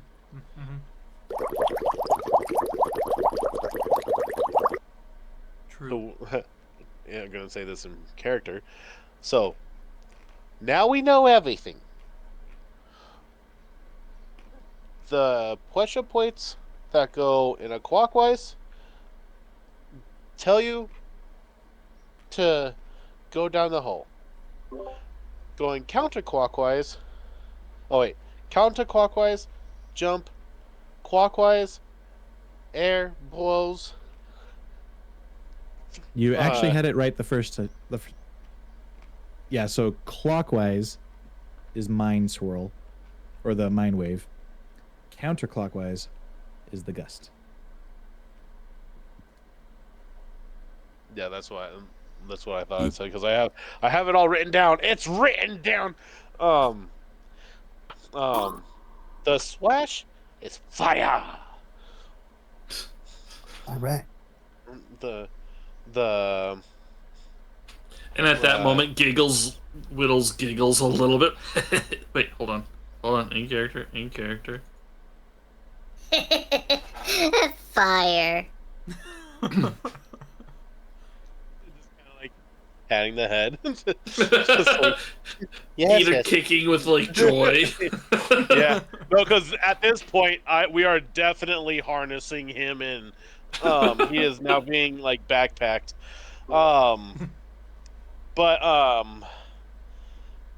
And then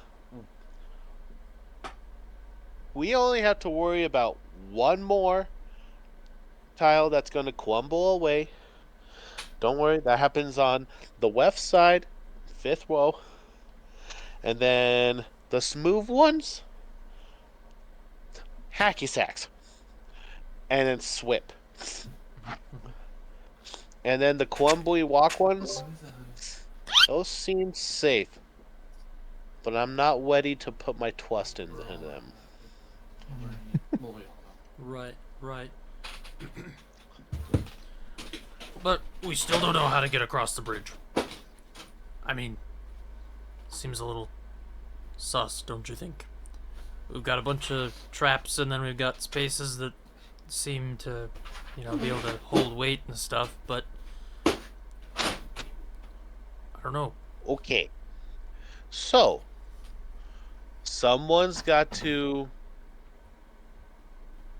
figure out how strong these blasts of air are. Mm-hmm.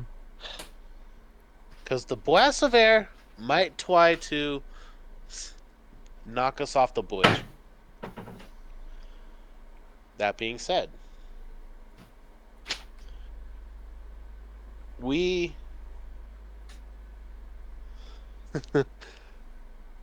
have a path, but I need more data. So who wants to try to stand on the blow tile. We'll tie you up. We'll have a security rope. Make sure you don't completely fall over the edge and kill yourself, but we need data. Wait. So I found Sacrifice the the kid. perfect thing. Don't you have undead loot players we can throw out there? Yes. Honey?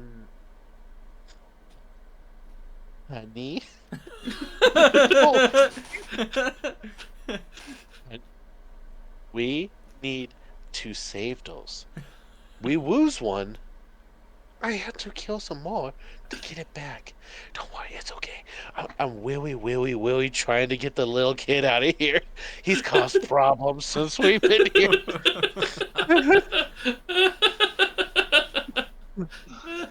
But hear me out. If it's data that you're after, Reaver Reaper seems awfully parental. So I think that if we need data, we need that data to stand on the thing.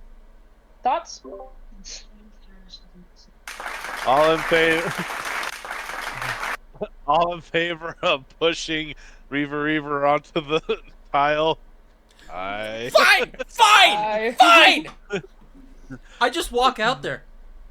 No, you don't. Because, I'm gonna put a rope around your waist.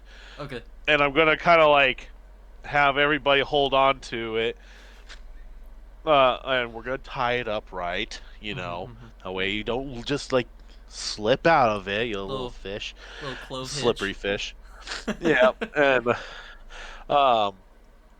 we'll make sure that if you go anywhere, we'll be able to bring you back, and then you go.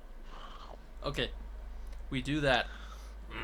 Secured, and then I walk out onto the tile. Left tile. You're going to walk.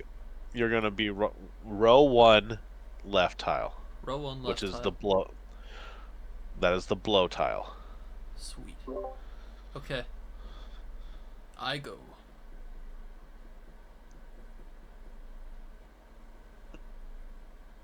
Changes everything. Fire comes down. I'm done with this campaign already. That's TPK! The only one to survive is the kid, and he now is just traumatized for the rest of his life.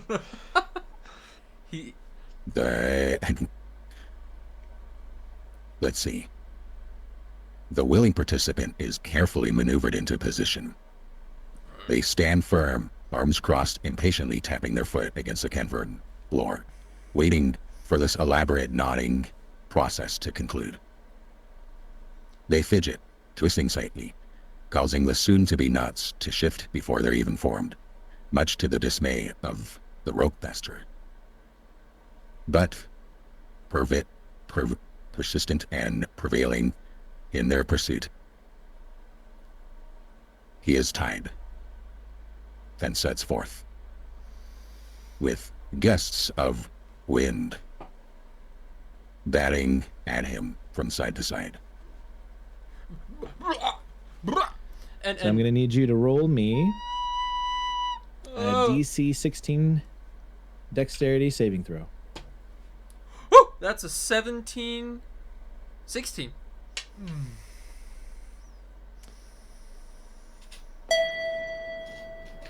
Describe how you stand out. With fortitude and diligence, I hold my ground. With thoughts of only your son holding you at bay. I'm surviving for my boy.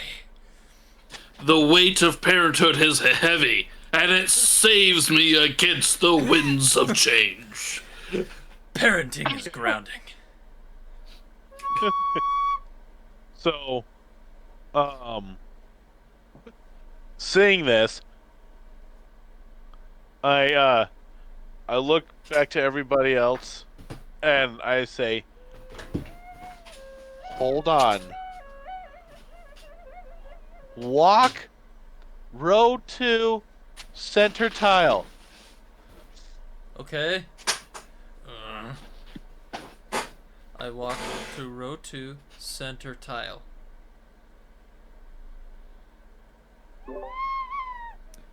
Roll me a DC 16 Dex save.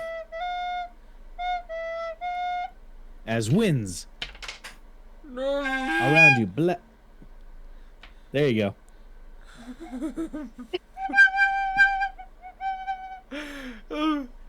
That's an 11. You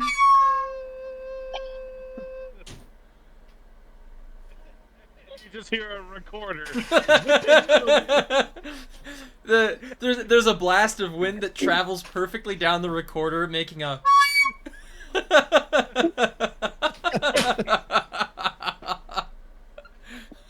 All right. I need the party to roll a strength check. Uh-oh. And everyone needs to get a 10 or higher. Got an 11. Otherwise- On average. 10 or higher. Alright, well... That's a 22. 11 for me. Okay. 15. Well, does it really count with Widows since he's been backpacked? Well, I got a Depends 10. on his roll. I got a Depends 10. on his roll. I got He a got 10. Okay. Okay. It was close. All right.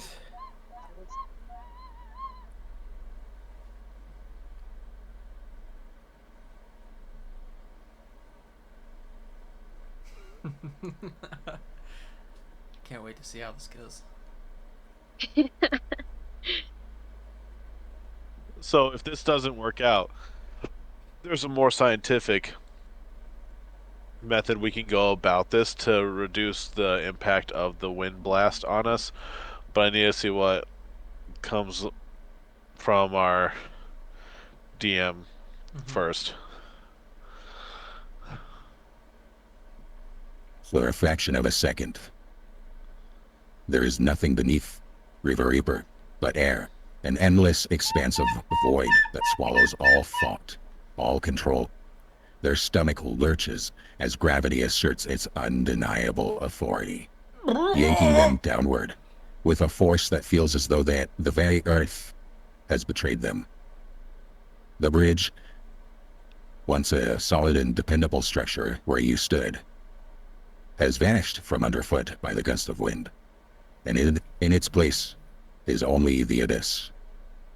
Your arms flail instinctively, fingers grasping at air, at phantom handholds, at anything that might stop the descent.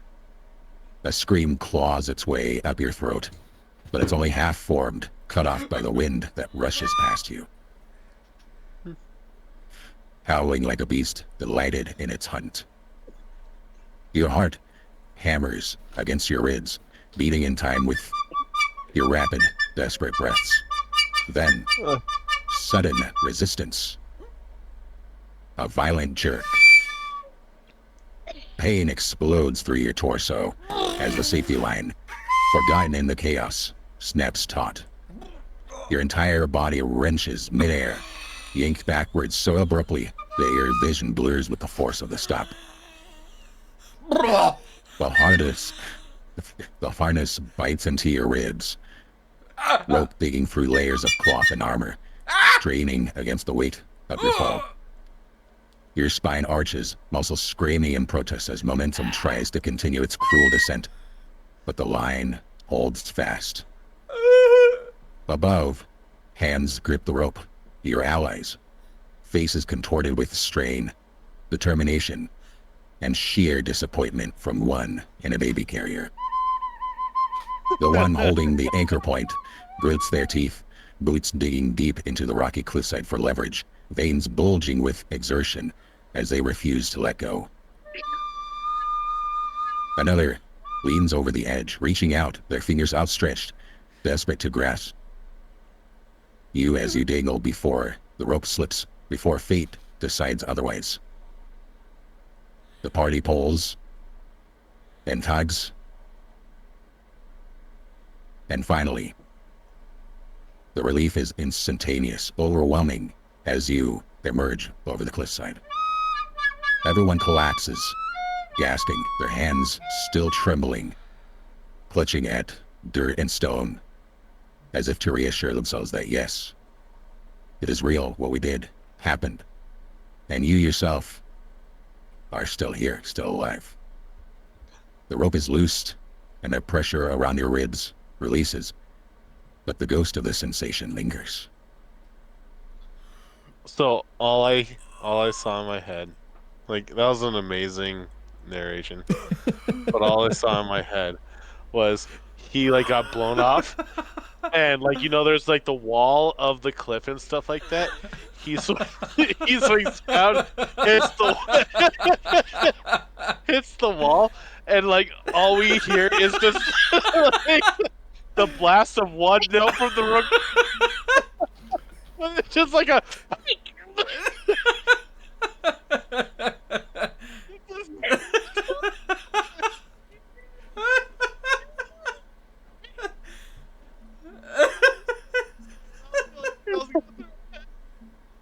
Like, let Josh finish.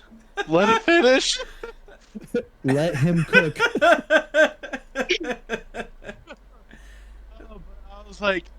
I was trying so Okay. hard to keep it in, but it Okay, just the recorder blast, just that one little. Just like, he was scared, but he never left it. He never gave up the ghost. He kept on going. So, let me restate this glorious event. For one glorious fleeting second, you were weightless. Then, gravity remembered you. You plummet like a sack of very surprised potatoes, arms flailing, legs kicking, mouth open. Hear what should have been a dignified cry for help, but instead emerges as a strangled, high-pitched wah. So.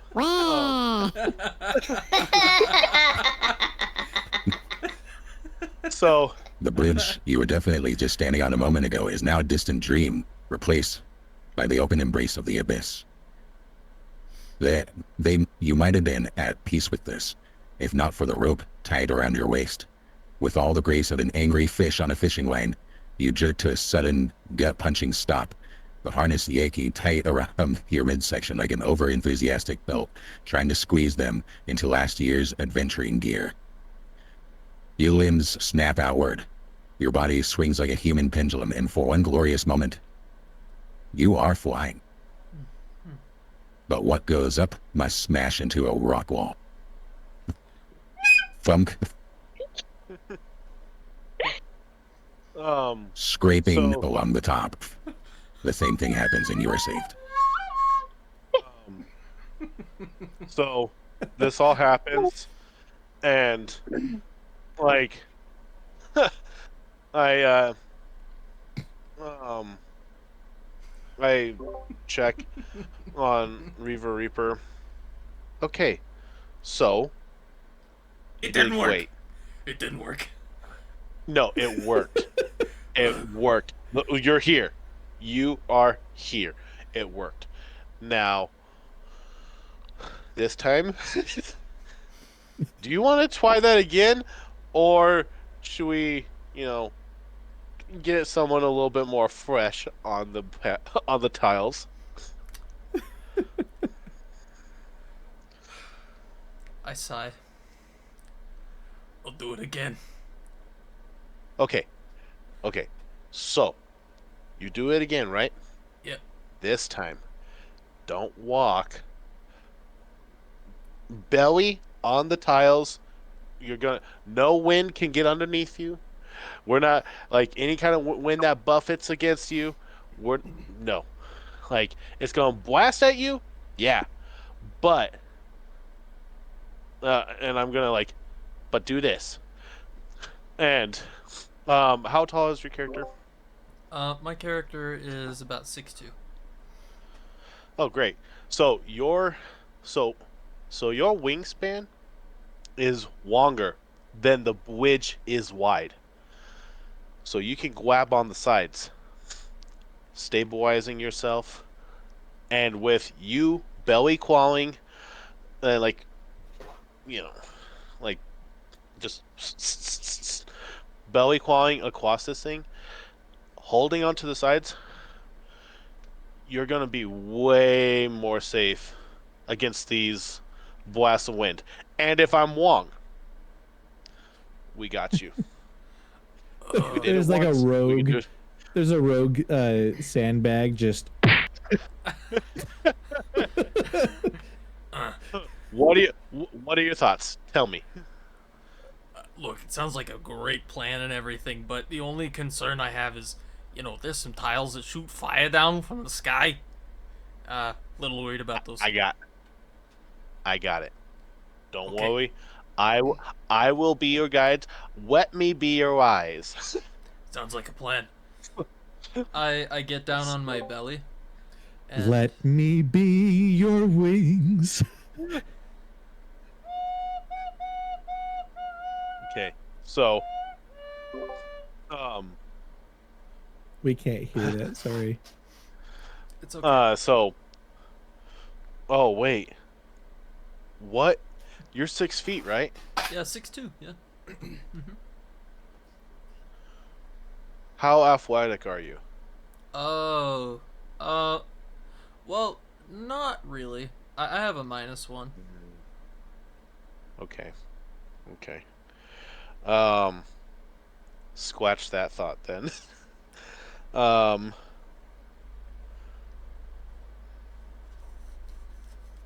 Yeah. Go on your belly. So you. Or no, he approaches as bravely as he can, and all you hear.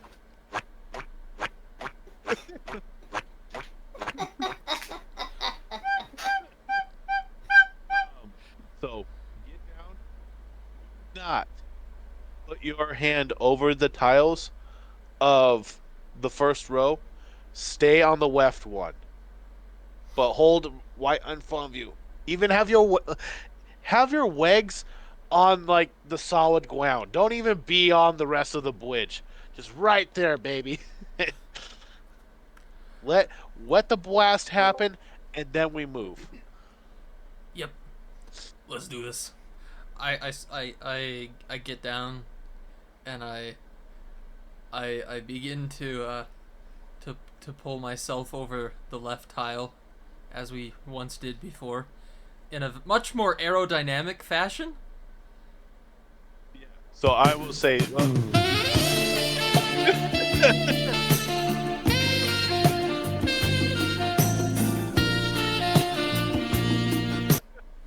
Like, you didn't have to put your butt up that high in the air.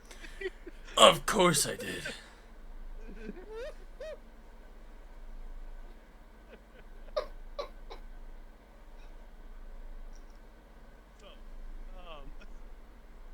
All right. I'll tell you this. These guilty feet have no rhythm. And if this goes wrong, I'm never gonna dance again.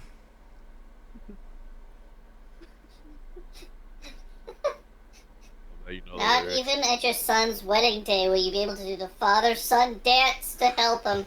No, because I'll be dead.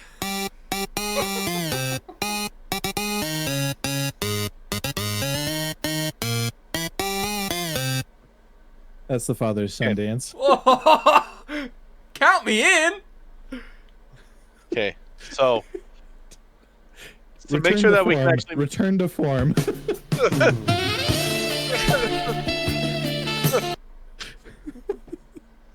Like, he really is not trying.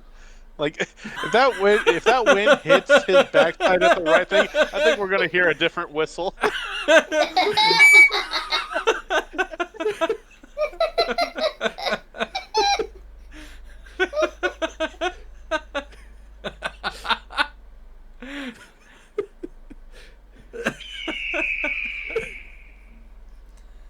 There we go. All right. I begin the scoot. All right, Josh, go ahead and hit him with the blast bear.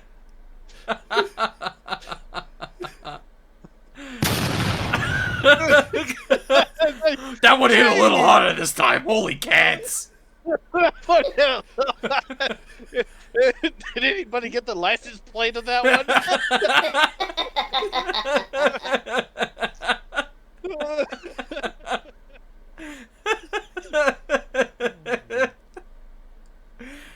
Okay. All right. So with advantage, roll me a DC 16 dex saving. Oh, no, it didn't at all. And that was with advantage? Yes. Yeah, I got a 9 the first time and a 6 the second time. -1 on each of those. Okay. The whole party, roll me 10 or higher to save him. He was laying down, but then the wind scooped him up. Yeah, you had your butt too high in the air. I got a 16. I got a 17. Oh my goodness. Help! Junior, what did you get? What? You gotta roll the d20 to see if you saved me. I got a 2. No!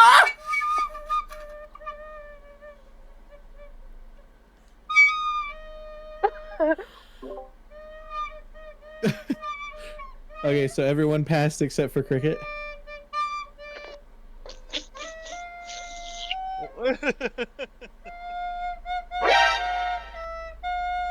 Thankfully, Cricket's not the anchor point. All right, so so Cricket, you will take a 1d4 of bludgeoning damage as the yank makes you tumble. All right. But Reaver Reaper is overall saved. Okay. My guts. So, addressing the rest of the crowd, who here has good dexterity? I mean, good dexterity. Have good No, you don't. What? You know what I do have? I have optimism and hope. And good. You know what?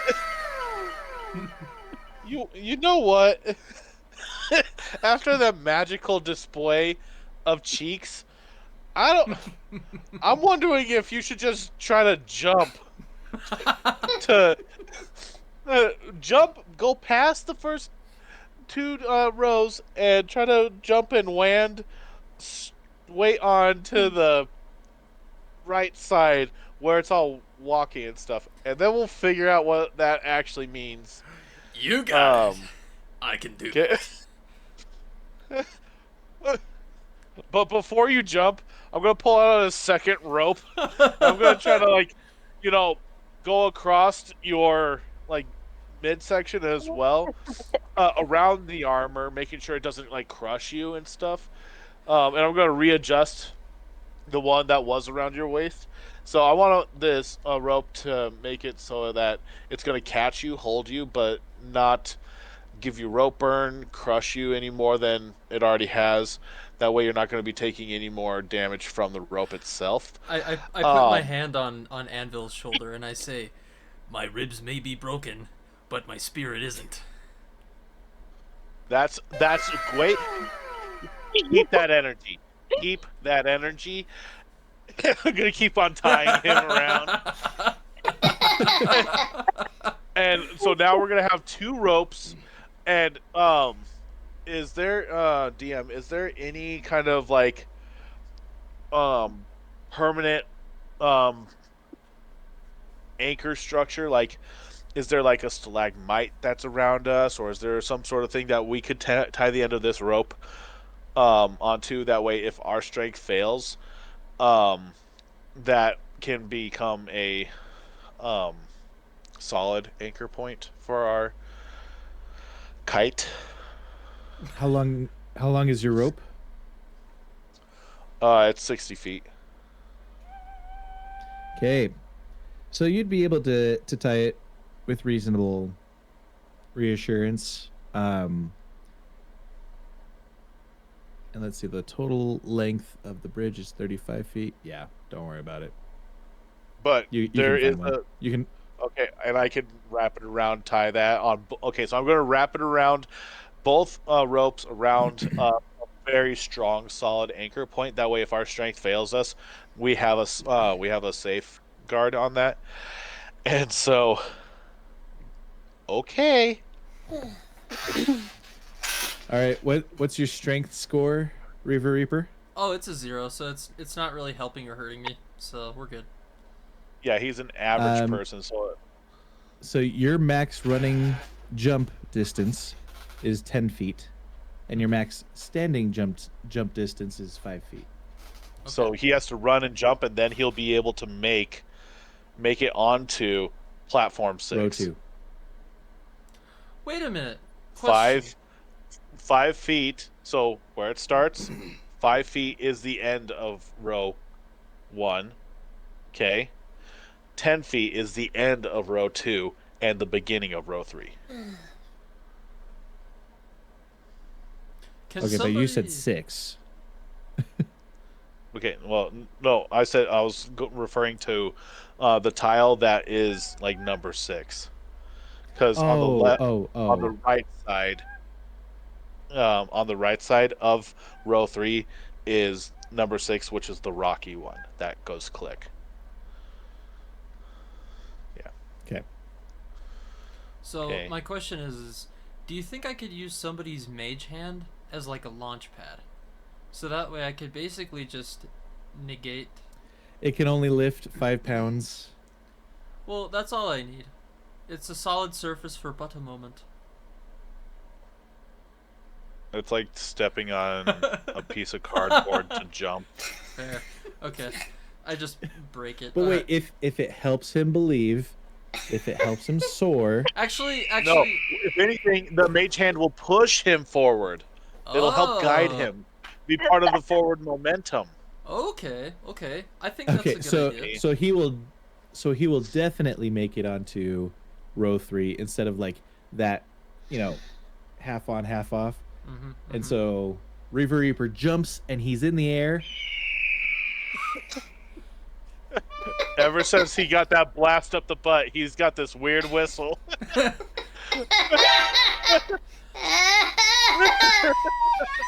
He keeps thinking about that moment, replaying it in his mind, wondering if perhaps there could be another random gust of wind. Remembering fondly. It has awoken things in him, things he must consider later on.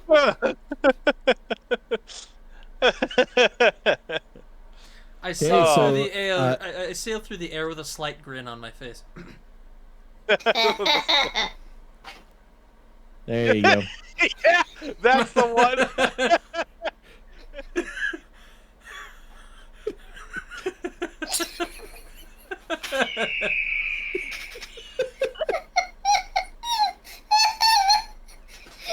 I'm coming for you, son!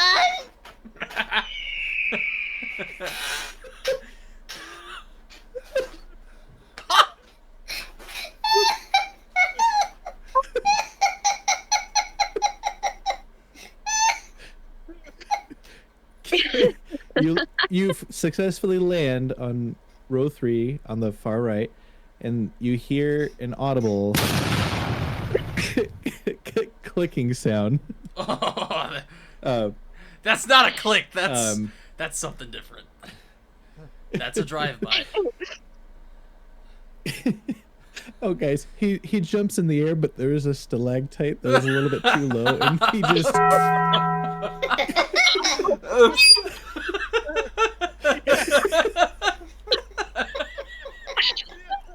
It's like whenever he gets hit slightly. There's just a squeal of a recorder.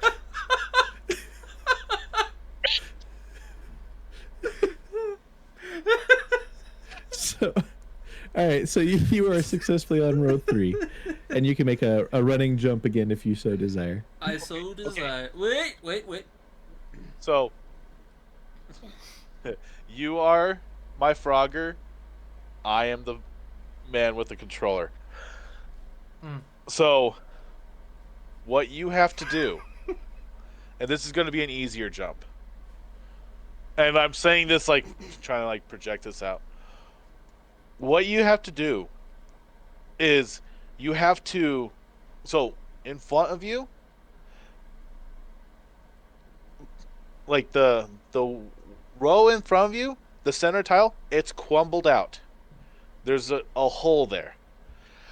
Jump to the tile beyond that. So you are on row 3. You need to jump to row 5 center. So you're here. There's an opening right here. You need to jump right here where my finger is. And that's only a 5-foot jump. Okay. Can your mage hand give me another little push just to make sure I actually stick it? I think you're getting way too comfortable with the mage hand. You can make it this time. No, we can push you. We can give a push. Give little push. I'm very grateful. I jump with a running start. Okay, so when he's doing that, I'm gonna have I like turn back to the rest of our companions and I say, someone's gonna have to wash that mage hand.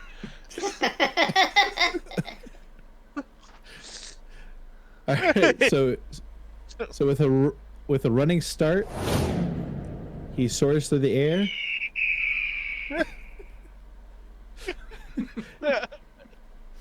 And click. Yeah, that's what I'm talking about. Okay. You are row 5 center. Walk onto row 6 right. Just walk onto it. I walk onto row 6, right? Yep. It should be another rocky platform. Awesome. Ugh!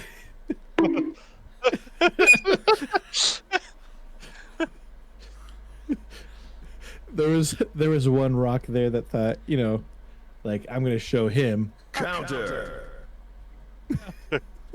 Roll the disadvantage, rock. And, like, glitching.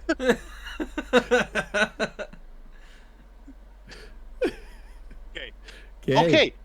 From there, just jump onto the other side. It's 5 feet between you and safety.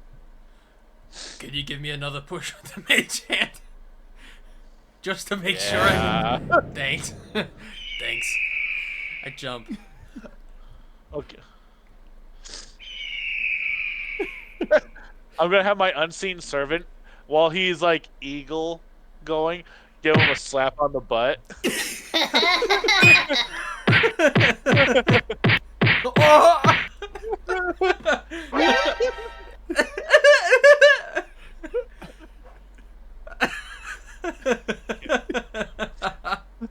Now that you're on the other side, what do you see? I yell to... Congratulations, you are on the other side. Thanks. We need to weave him. He's gotten weird.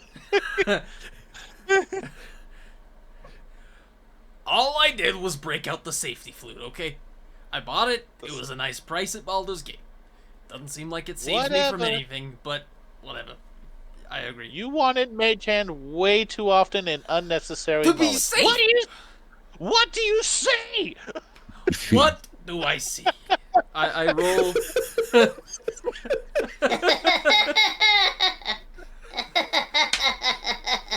So, according to this roll right here, I just rolled an 18, and if I add my proficiency bonus, that's a 21.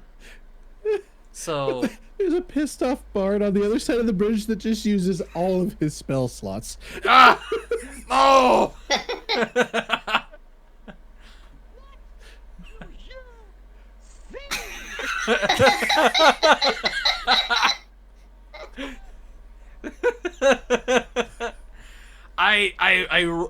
I see anything. You start Do you see? You start pantomiming, like you start miming back what you see, but because he's so frustrated, he's tearing up and he can't see that well. Wait, what do I see so that way I can pantomime? He has frustrated tears. What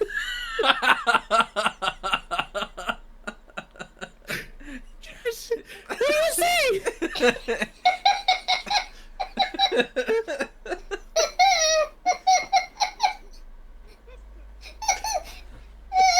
Uh-oh, somebody packed their angry eyes. Widow's little hand reaches up and like gently strokes him on the cheek to try to calm him down a little bit. I'm like tugging on the rope to do like Morse code with the rope. you.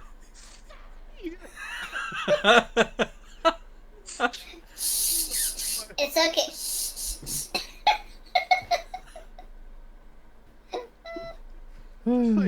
Okay. Thank you. Thank you. I got almost lost my cool there.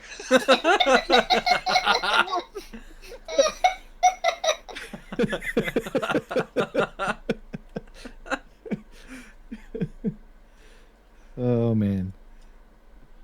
Alright, that was great. But here we go. Before you lies 3 paths. One going off to the left at the 9 o'clock position, one going off to the left at the 11 o'clock position, and one going off to the right at the 1 o'clock position.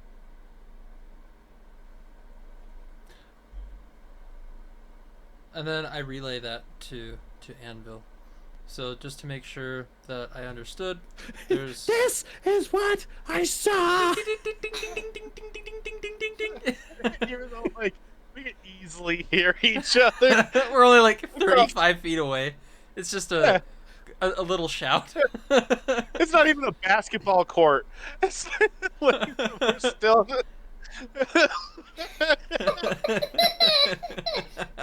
So, okay, so you see that, but so it's just tunnels, right? You're not really seeing anything else. That's all that's been described to me so far for the 21 that I rolled for a perception check. Okay, addressing the rest of the crowd. Well, we found a safe Wiping path. away the tears of frustration. Well, No one do that to me again. I will push you off. You know what? say. Like I'm just trying to recenter myself. But Actively trying to answer you, but you just keep. It's okay. I can hear you.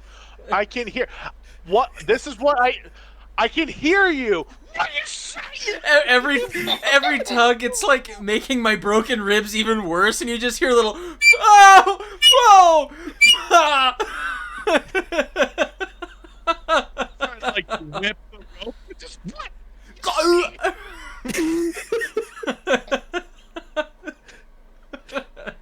He's like chipping away at the bridge. Like every time he's like.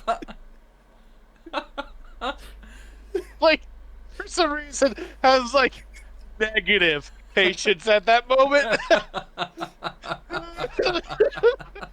Tell me what you have to see right now.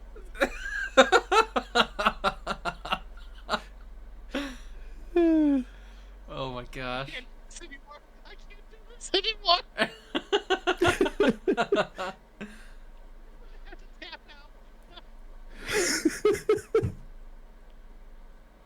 All right, so golden rubies. Golden rubies. I hope. Whoa. I pray. Okay. But again, addressing the crowd. Okay, we found the path. Now, do we want him to explore and see what's on the other side and just bring it back, or do we want to keep sending people over? So probably going from youngest to oldest, we'll see what's going on. Well, I enjoy having my ribs, and I think I may have eaten a little too much sand. I think I might need a nap soon, or some water or something. You know, fix it.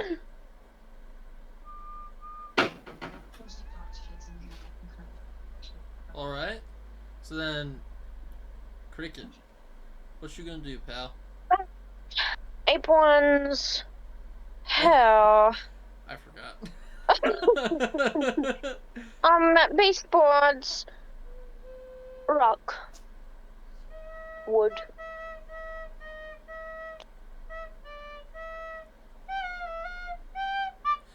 Okay, so I agree with Cricket, and I will begin to check out one of the tunnels.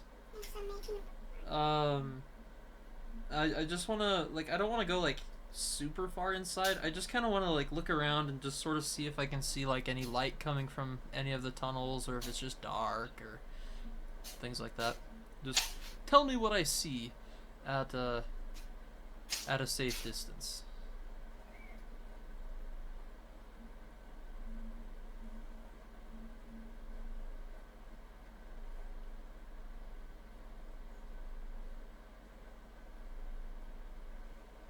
As you step near to the mouths of each of the tunnels, an interesting thing happens when the sound is made in the 9 o'clock tunnel.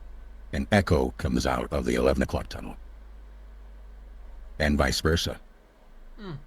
However, when you test to see if the 1 o'clock position tunnel has any such reverberations or echoes, sound comes back to you, but as if it first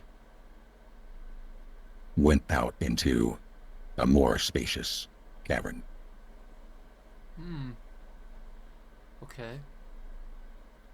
Sounds like a boss fight. I turn back towards my friends, and I shout yonder. I say, "Friends!" And then I assume because we're in a cavern, it goes, "Friends, friends, friends," and just echoes. And then I say, "I've discovered that 2 of the tunnels, the leftmost ones, when you yell into one side, the echo comes out the other, and vice versa. And then if I go to the rightmost tunnel, and I yell into that one, various words and phrases, the sound goes in, but it sounds like there's something at the end, much more spacious than the tunnel itself, so that way when the echo returns back to me from the same path, it's a little quieter." That's You're what I an discovered. idiot! I know! I'm the one that flung myself off a bridge twice. You did that on your own! Somebody stop me! Somebody stop me! And you still didn't tell us what you saw down there. Or the Grinch Stole Christmas joke. I was gonna have it be like, you just hear the echo. What do you see? What do you see? What do you see? What do you But no. So I'm willing to let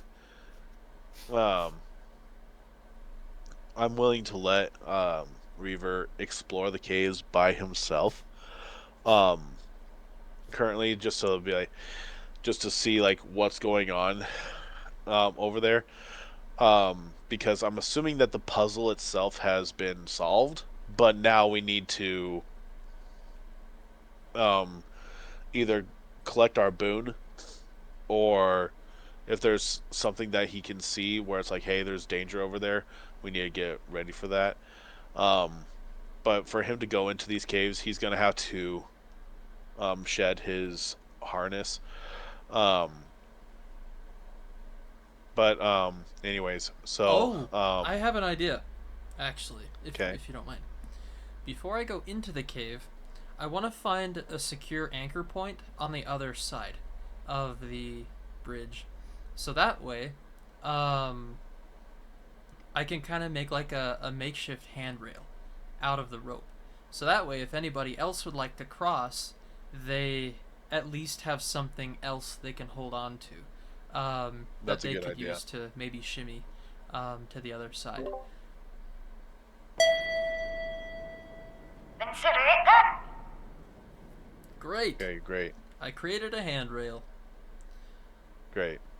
Um, So, that's awesome. And then what we could do is we could even have, like, we could have a harness that is tied onto that rope. That way, if like, it's not just a strength check, it's now blowing against the wind, and like we have our own strength plus the rope, and so like, not guarantees, but it's like really, really, really guaranteeing, like really giving us a great shot and a great chance to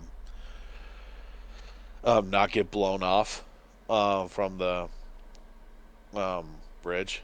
But I think as it is right now, unless Whittles says otherwise, we should just have you explore the rooms just to see what's going on with the other side. see.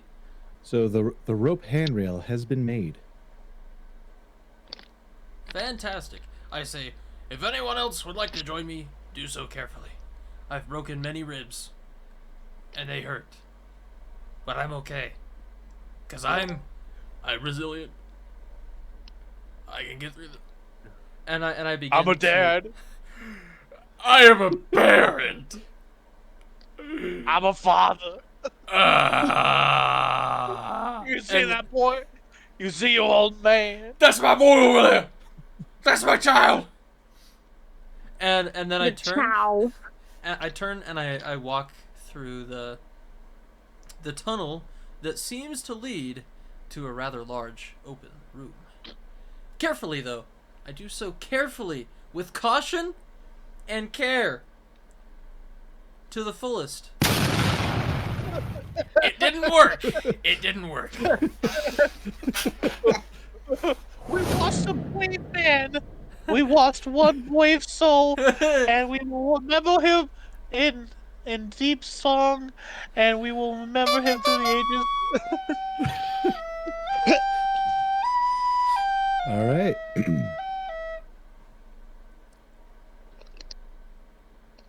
Okay. Let's see.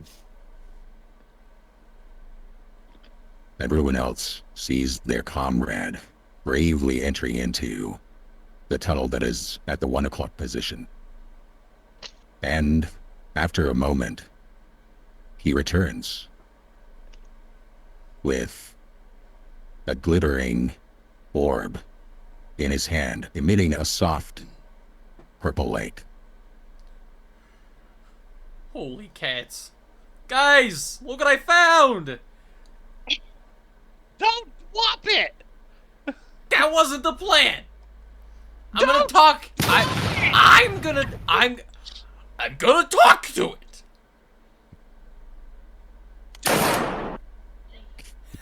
It doesn't want to talk.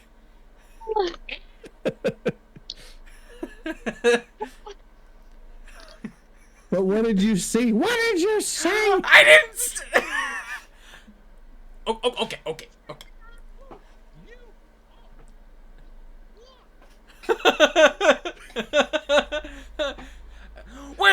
Widows, use detect magic on this rock.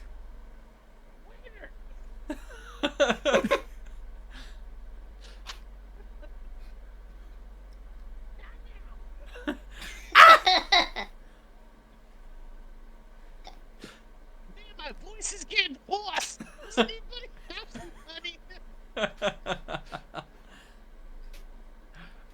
Okay, so I yell over to Widows, and I say, Widows, I need you to use detect magic on this rock. It's glowing purple. You hear from the other side of the. Don't listen to him. So, of course I'm interested, and I'm already using Detect Rock. So, DM, do I sense anything?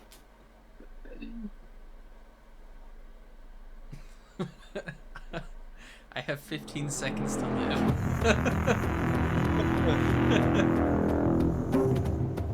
Wait, is this the song coming out of the stone?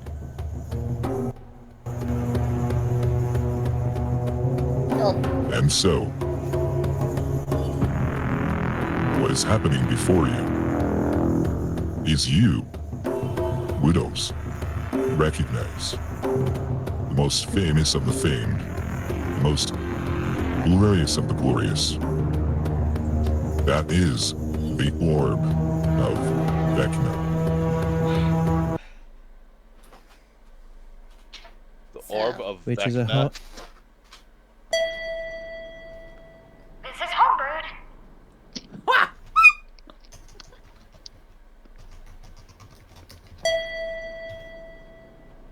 You will not find it online. Oh. Dang it. Okay. The Orb of Vecna. That is going to be. I was looking online because if I recognize it, I probably know the history of it, but... However, you do know the history of this one. Okay, cool, tell me. Or, I'll tell myself right now. The Orb of Vecna, which, amongst the evil goddess, the gods and goddesses, is the god of knowledge and death. This orb has only been spoken of in whispers and hushed tones across the lands. This orb, similar to...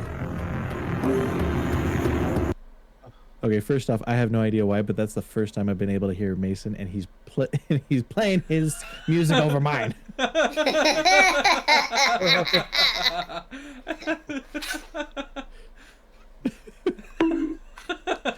Stop that.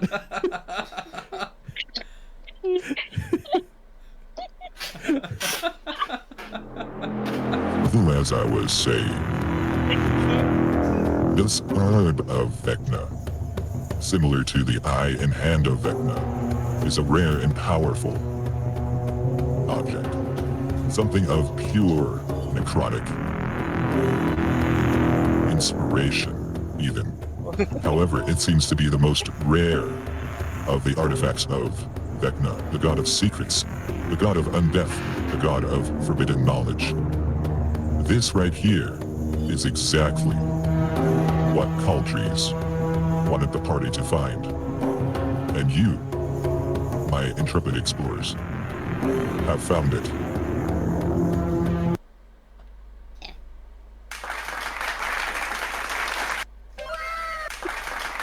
So... Hold on. I need to get a closer look. I think I may know what it is.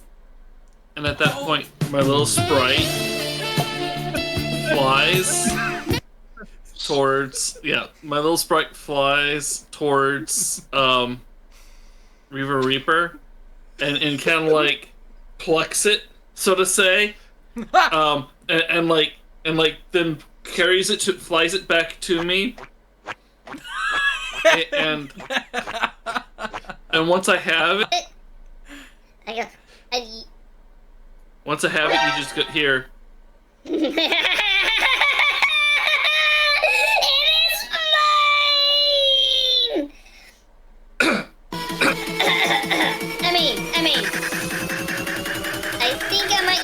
this is.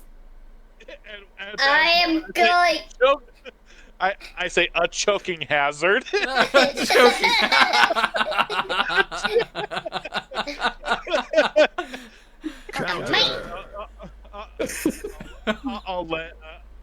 let him have it. I'm not good. And I just like I hold on to it, and it's like I almost not quite, but It's like Whittles now has like a little pacifier, and he's just like, it's this little comfy orb. It's soothing. Yeah. Oh, no, really quick, DM. So I know about it. Okay. Is it something that does anyone else recognize the value of it and they understand what it is, or is this kind of like my own personal little secret? So Anvil has heard that there are There are. everyone, please roll me either an Arcana check or a history check or a religion check. So I'm not looking to like steal, deceive, and betray the party. I'm just trying to figure out the next steps and how they play out with who knows what and what knows who. Oh. And then also DM, I know that I understand what it is. Do I know how to use it at this point? Am I able to access any uses for it, or is that something that'll kind of, as time goes on, I'd have to figure out if that's the pathway I want to go?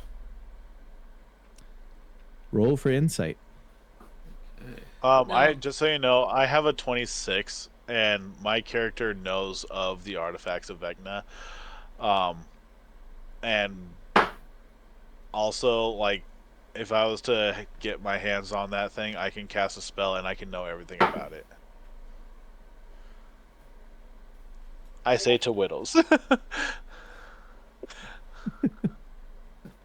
But quietly enough, that way not a lot of other people hear it. I want this conversation to kind of stay, behind closed doors. I'm not trying to steal, but at the same time, huge necromancer artifact. Necromancer. Well, yeah, and that's part of it is like, Cauldres isn't getting this anytime soon, so we gotta figure out how we're gonna get this away from Cauldres and like use it for our own ends, my purposes. So I had a 15 on my insight check.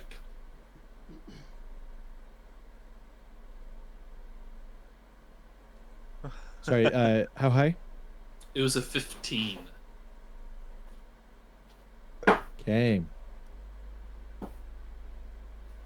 So, you do remember that the orb of Vecna was said to have been created from a crystallized fragment of Vecna's own mind. And however,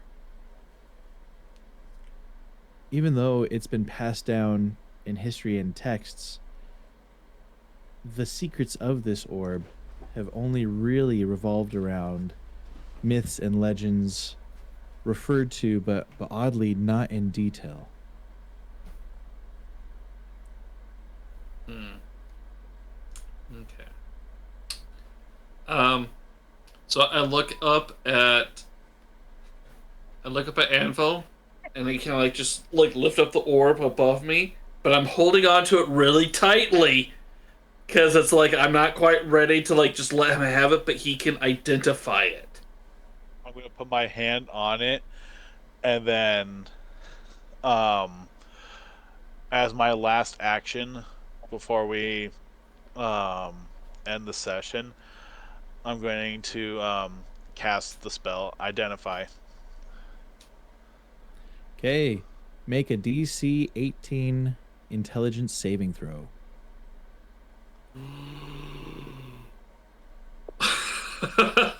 Oh. If he comes back as undead, can I control him? That is going to be a intelligence. That's a 22. Oh. Okay. He passed it. Or did he? Well, I have maxed out intelligence, so. Well done. Well done. So.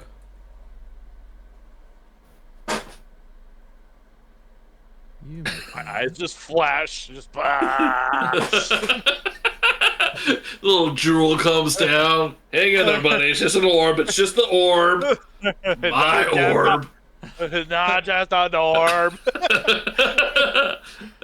Shh, don't tell him yet. They ran across a bridge. We can't trust them with things. It's like the confusion orb that Mermaid Man and Barnacle Boy have, where they like flip the lever and everybody gets like really stupid.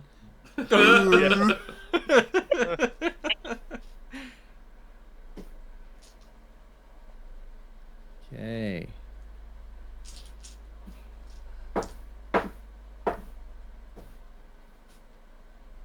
So right here.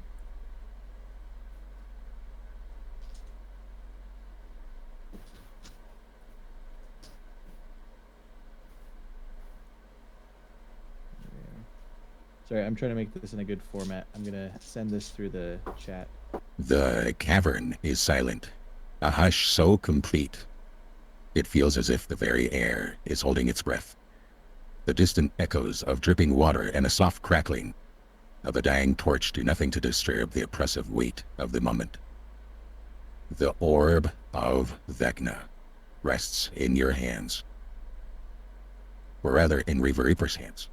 A smooth sphere glowing with a soft, ghostly purple light. Somehow pulsing a little bit, as if the orb itself could be watching.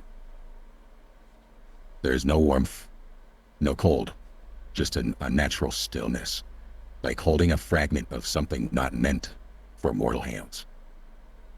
For a brief moment, everything feels different. The cavern walls seem darker. The shadows stretch just a little too far. The breath in Reaver Reaper's lungs feels heavier, as if the very weight of reality itself is bearing down upon you. The world is the same, yet somehow changed, as if Vecna himself now knows your name. You all stand in a loose circle around the artifact, uncertainty pooling between you like ink in water. The man that sent you here to find this artifact, Caldres, awaits your return. He never did tell you why he wanted the orb, only that it was buried in the deepest chambers of the Undermountain, for some unknown reason. That reason now burns in the back of your mind like a question with no answer. Do you trust him? Do you deliver it and be free of this burden? Or do you keep it, study it, unlock its secrets, risk its corruption? The whispers begin, soft at first, just at the edge of your hearing. But then a voice, not one but many, a layered, fractured choir of knowledge long lost, secrets never meant to be spoken aloud. They do not command. They do not plead. They simply offer.